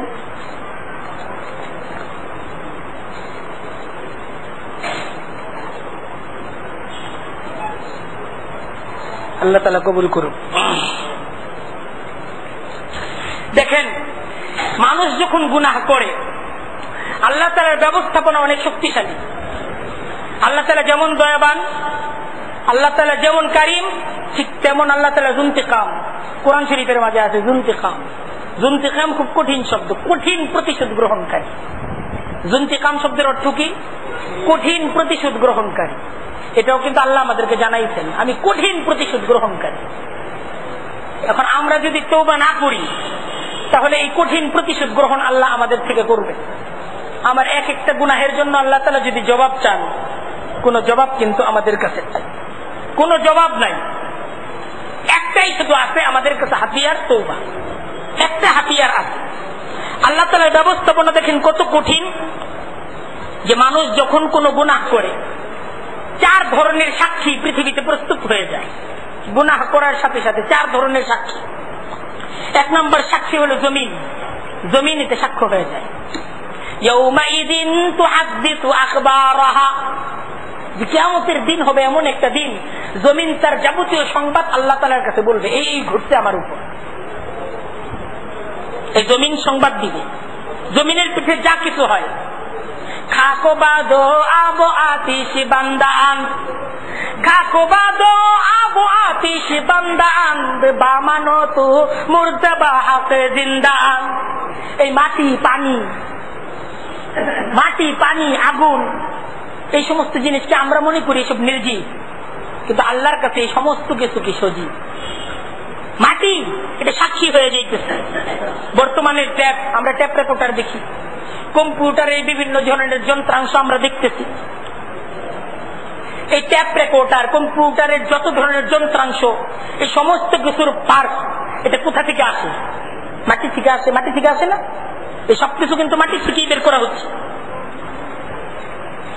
জমিন সবকিছু সংরক্ষণ করার ক্ষমতা রাখে, বিজ্ঞান এই কথা বলতেছে না? ভয় পাওয়া দরকার আছে না নাই? জমিন সব সংরক্ষণ করতেছে। আল্লাহ তাআলা এটা বোঝানোর জন্য এখন আজকে 21 শতাব্দীতে, এই শতাব্দীর মানুষ যেন বুঝতে পারে, এই জন্য আল্লাহ তাআলা এই যাবতীয় ধরনের প্রযুক্তি আল্লাহ তাআলা আনছেন। এই সমস্ত প্রযুক্তি আসতেছে কি থেকে? মাটি থেকে। মাটি থেকে উঠে আসছে। আল্লাহ এই সবকিছুর দ্বারা বুঝাইতে চান, দেখো মাটি অনেক শক্তিশালী, মাটির শক্তি অনেক। তোমাদের যাবতীয় আচার আচরণ এই মাটি রেকর্ড করতে, তুমি যে হাঁটতেছো মাটি সব রেকর্ড করে ফেলতে। এই মাটি হলো 1 নম্বর শক্তি, সাক্ষী, আল্লাহর সাক্ষী। এখন আমরা যা কিছুই করতেছি, যত অপরাধ, মাটি জানতেছে না? কোন মাটির উপরে বসে তো করতেছি, বিমানে উঠছি আকাশে, ওটাও তো মাটির তৈরি। লোহা আসতেছে কোথা থেকে? মাটি থেকে। আজকে মানুষ মাটি নিয়ে গবেষণা করতে করতে লোহা তৈরি করতে, লোহা বের করছে, মাটির মাঝে রিচার্জ করে, আর এটার দ্বারা বিমান তৈরি করছে লোহার মাঝে গবেষণা করে। কিন্তু সব মাটি, সব রেকর্ড হয়ে যাচ্ছে। আমরা যে অপরাধ করছি, অপরাধের সাক্ষী আছে না নাই? সাক্ষী আছে। এখন অপরাধটা আর একটু মারাত্মক হইল না? অপরাধটা গোপন না, যে একা করছি কেউ দেখে না, এরকম না, সাক্ষী আছে। 1 নম্বর সাক্ষী হলো মাটি।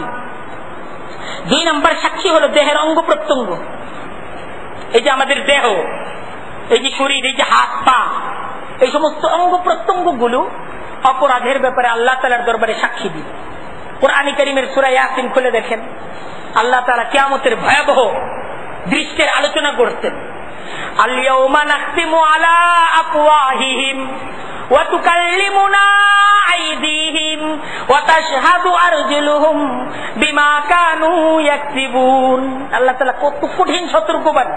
আল্লাহ বলতেছেন আল-ইয়াওমা, ইয়াওম শব্দের অর্থ আজকের দিন। নাখতিম আলা আফওয়াহিহিম, আমি তাদের মুখের উপর মোহর মেরে দিই। নাখতিমু আলা আফওয়াহিহিম, মুখ দ্বারা কোনো কথা বলতে পারবে না, বাক শক্তি এটা নিয়ে নেওয়া হবে। ওয়া তুকাল্লিমুনা আইদিহিম, আইদুন শব্দের অর্থ হাত। আইদুন শব্দের অর্থ কি? তুকাল্লিমুনা, আমার সাথে কথা বলবে। আইদিহিম, তাদের হাত। হাত একটা অভিযোগ আল্লাহর কাছে দায়ের করবে, মামলা করবে। ওয়া তাশহাদু আরজুলুহুম, পা সাক্ষী দিন, হ্যাঁ এটা ঘটছে। বিমা কানু ইয়াকসিবুন, আল্লাহ বলতেছেন জীবনের যাবতীয় কর্মগুলোর ঠিক এইভাবে পাই পাই হিসাব হবে হাসরের ময়দানে। চশম গুয়াদ করদাম গম জাহারাম, গুশ গুয়াদ কি দাম তুয়ে কালাম। চশম গুয়াদ, চোখ বলবে, চোখ, এই চোখ আল্লাহ তাআলার দরবারে বলবে করদাম গম জাহারাম, আমি হারামের দিকে তাকাইছি, চোখ বলবে আমার দ্বারা হারামের দিকে তাকাইছে। গুশ গুয়া দিছি দাম সুয়ে কালাম, কান বলবে আমার দ্বারা অন্যায় জিনিস শুনছে। এ কান বলবে একটু ফিকির করি, আমি যে পাপগুলো করছি আমার চোখ দ্বারা করছি না? চোখ আল্লাহকে বলবে প্রত্যেকটা পাপ সাক্ষী আছে না নাই? সাক্ষী আছে, কান বলবে। লব্ব গুয়াত মানচুনি বসিদাম দস্ত গুয়াত মানচুনি দুজদিদাম, হাত আল্লাহর কাছে বলবে আমার দ্বারা অন্যায় ভাবে ধরছে। হাত, মুখ বলবে আমার দ্বারা অন্যায় ভাবে বলছে। সাক্ষী, চারিদিকে সাক্ষী, এই সমস্ত কিছু বিপক্ষে সাক্ষী দিবে।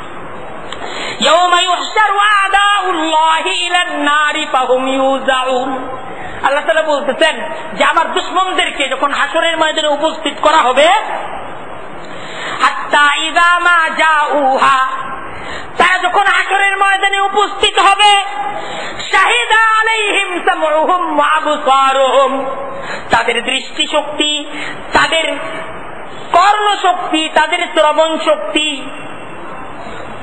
ওয়া জুলুদুহুম, তাদের ত্বক শক্তি, এই সমস্ত কিছু তাদের বিপক্ষে সাক্ষী দিবে। বিমা কানু ইয়ামালুন, তাদের কর্মের ব্যাপারে সাক্ষী দিবে। ওয়া ক্বালু লিজুলুদিহিম, যখন একজন ব্যক্তি দেখবে তার চোখ তার বিপক্ষে সাক্ষী দিতেছে, তার কান তার বিপক্ষে সাক্ষী দিতেছে, সে তার চোখকে তার অঙ্গ প্রত্যঙ্গকে জিজ্ঞাসা করবে লিমা শাহিদতুম আলাইনা, কেন আমার বিপক্ষে সাক্ষী দিতেছে?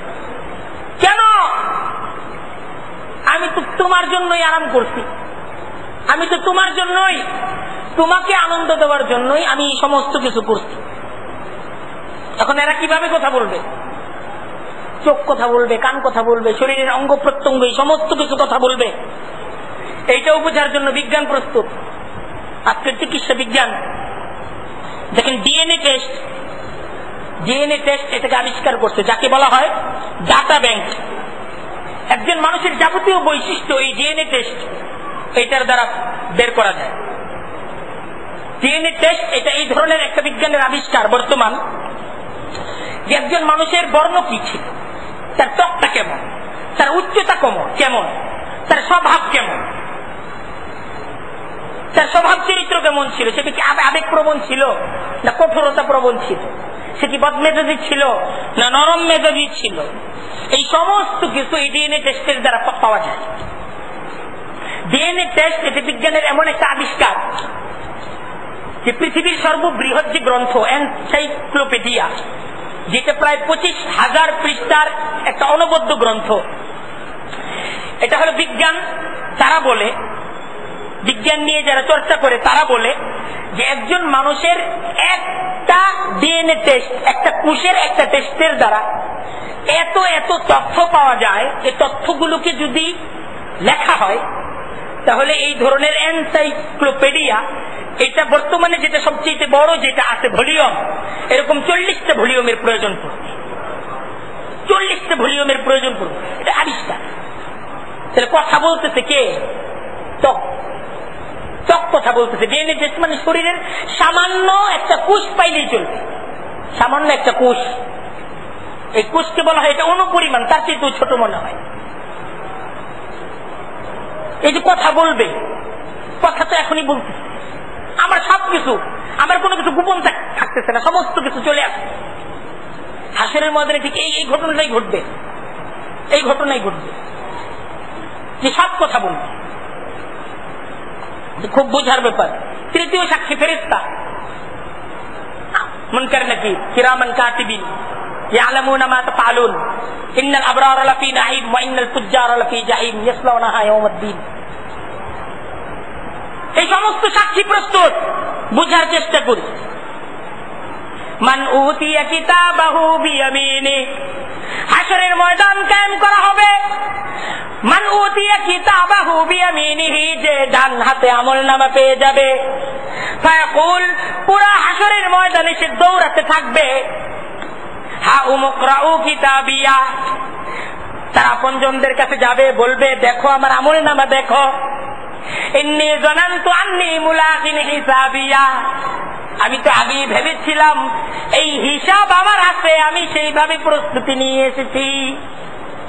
ওয়া আম্মা মান উতিয়া কিতাবাহু বিশিমালি, আর যাদেরকে বাম হাতে আমলনামা দিয়ে দেওয়া হবে, ফায়াকুলু ইয়া লাইতানি লাম উতা কিতাবিয়া, পুরো হাসরের ময়দানে তাদের আফসোস চলতে থাকবে, ইয়া লাইতানি লাম উতা কিতাবিয়া, হায় আফসোস, এই কি আমলনামা আমাকে দেওয়া হইল, ওয়ালাম আদরি মা হিসাবিয়া, আমি তো জানি না এই আমলনামা কি জিনিস, ইয়া লাইতাহা কানাতিল কাযিয়া মা আগনা আন্নী মালিয়া, আমার সম্পদ কই গেল, হালাকা আন্নী সুলতানিয়া, রাজত্ব শেষ হয়ে গেল।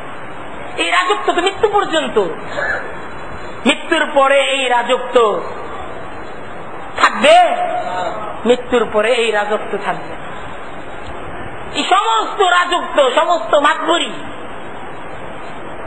এই সমস্ত কিছুর মৃত্যুর দ্বারা খতম হয়ে যাবে।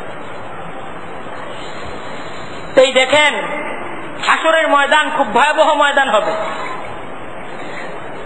ইয়াফিরুল মারউ মিন আখিহি ওয়া উম্মিহি ওয়া আবিহি ওয়া সাহিবাতিহি ওয়া বানিহি লিকুল্লি ইমরিইন মিনহুম ইয়াওমাইযিন শা'নুন ইউগনিহি বুজুহুন ইয়াওমাইযিন মুসফিরাহ ضاحكة مستبشرة ووجوه يومئذ عليها غبرة ترهقها قترة أولئك هم الكفرة الفجرة يوم يفر المرء من أخيه এদিকে লাইটটা নিভিয়ে দিই।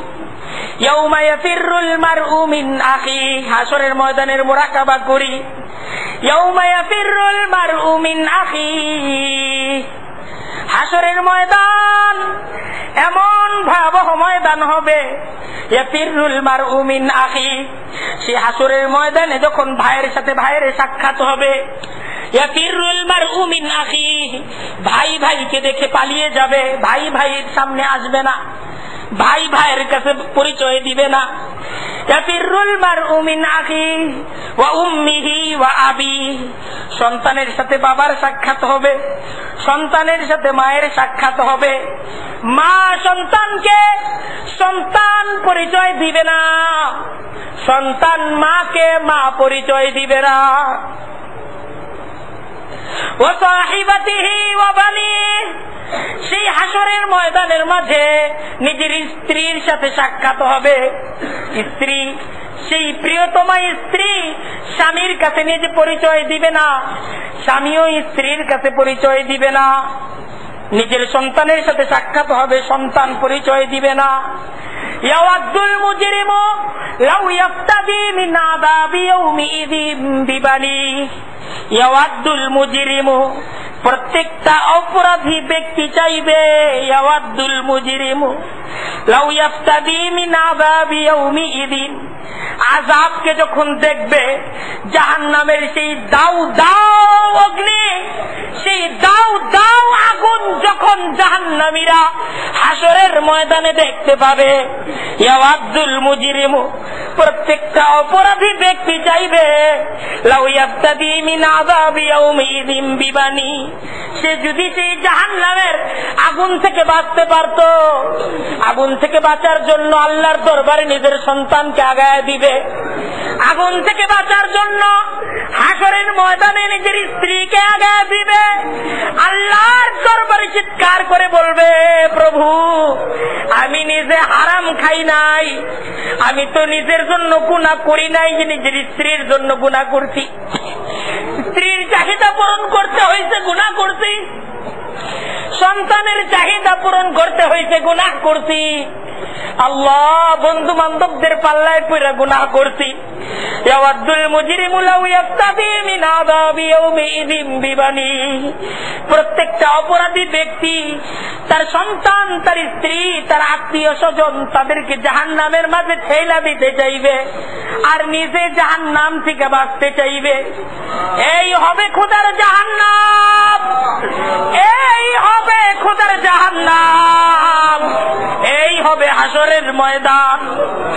আল্লাহ তাআলা ডাকতেছেন, কু আনফুসাকুম ওয়া আহলিকুম নারা, ইয়া আইয়ুহাল ইনসান, হে মানুষ, মা গাররাকা বিরব্বিকাল কারীম, আমি পালনেওয়ালা প্রভু কোন জিনিস তোরে আমার ব্যাপারে ঢুকায় ফেললো, কোন জিনিস তোরে ঢুকায় ফেললো। আল্লাহ ডাকতেছেন, তুই ধোকায় কেন পড়লি, তুই ধোকার মাঝে কেন পড়ে গেলি, তুই কেন আমার কাছে ফেরত আসলি না।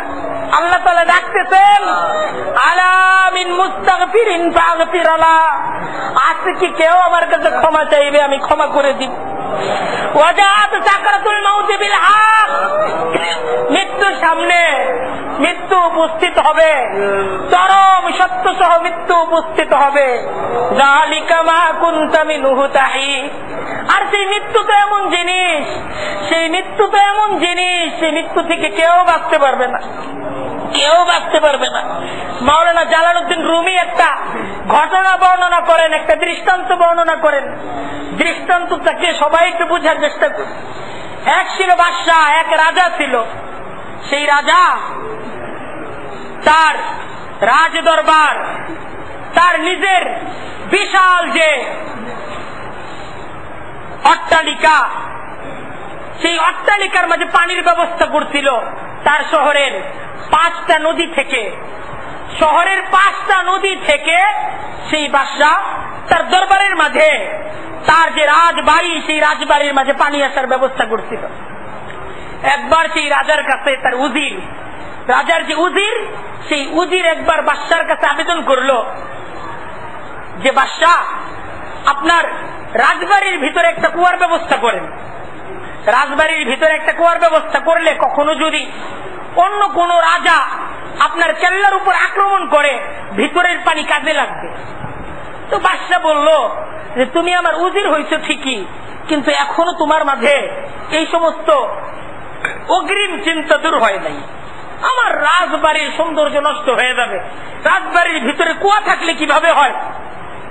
রাজা রাজবাড়ির ভিতরে কোনো কুয়ার ব্যবস্থাপনা করলো না। রাজবাড়ির সৌন্দর্যটাকে রাজা এটাকে অটুট রাখলো। একটা সময় হইল কি, বিপক্ষের রাজা আইসা সেই রাজার উপর, রাজার কেল্লার উপর আক্রমণ করলো, রাজার রাজবাড়ির উপর আক্রমণ করলো। আর আক্রমণ করতে গিয়ে যখন দেখলো যে শহরের 5টা নদী থেকে রাজবাড়ি, রাজার কেল্লার মাঝে পানি যায়, তো এই 5টা নদীর যে পথ, পানি যাওয়ার পথ, এটাকে বন্ধ করে দিয়েছে। আর এই পানি যাওয়ার পথ যখন বন্ধ হয়ে গেল, কেল্লার মাঝে পানি নাই, রাজা শাহজাদা এরা সকলেই পানির অভাবে রাজবাড়ির ভিতরে মৃত্যুর করে ঢলে পড়ল।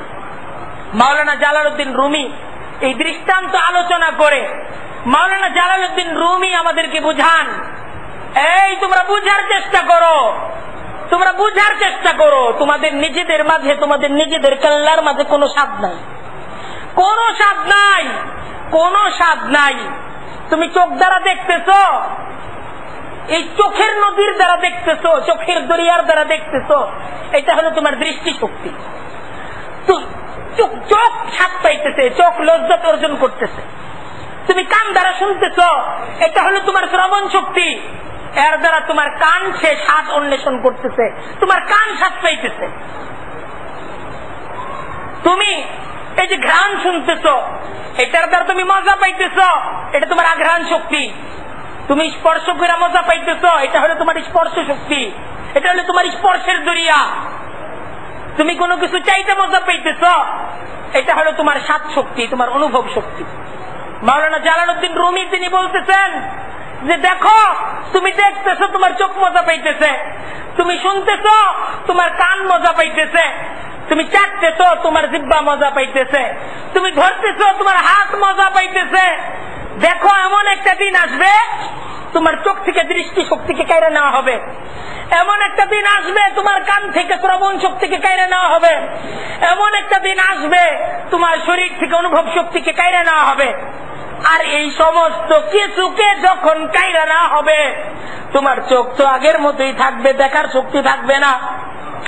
তোমার কান তো আগের মতোই থাকবে, তার শোনার শক্তি থাকবে না।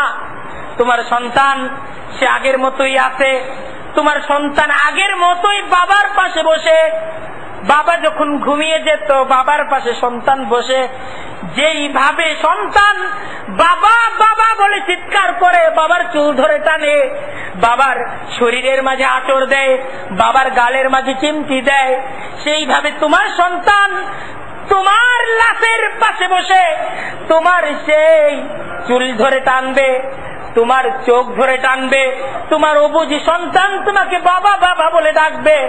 কিন্তু বাবা তুমি সন্তানের পাশেই শায়িত, সন্তানের ডাকের জবাব দেওয়ার শক্তি তোমার থাকবে না। এটা সত্য অবস্থা, সত্য অবস্থা। পৃথিবী আগের মতোই থাকবে, সূর্য আগের মতোই উঠবে, তোমার সকাল হবে না, আবার রাত হবে, আগের মতোই মানুষ বিশ্রামে যাবে, তোমার বিশ্রাম নেওয়ার কোনো সুযোগ থাকবে না। এই হলো দুনিয়া, এই হলো দুনিয়া, এই হলো দুনিয়া, এই হলো ধোঁকার দুনিয়া, এই হলো ধোঁকার দুনিয়া। মাওলানা জালালউদ্দিন রুমি বলতেছেন এই দুনিয়া ধোঁকা, দুনিয়া সম্পূর্ণ ধোঁকা।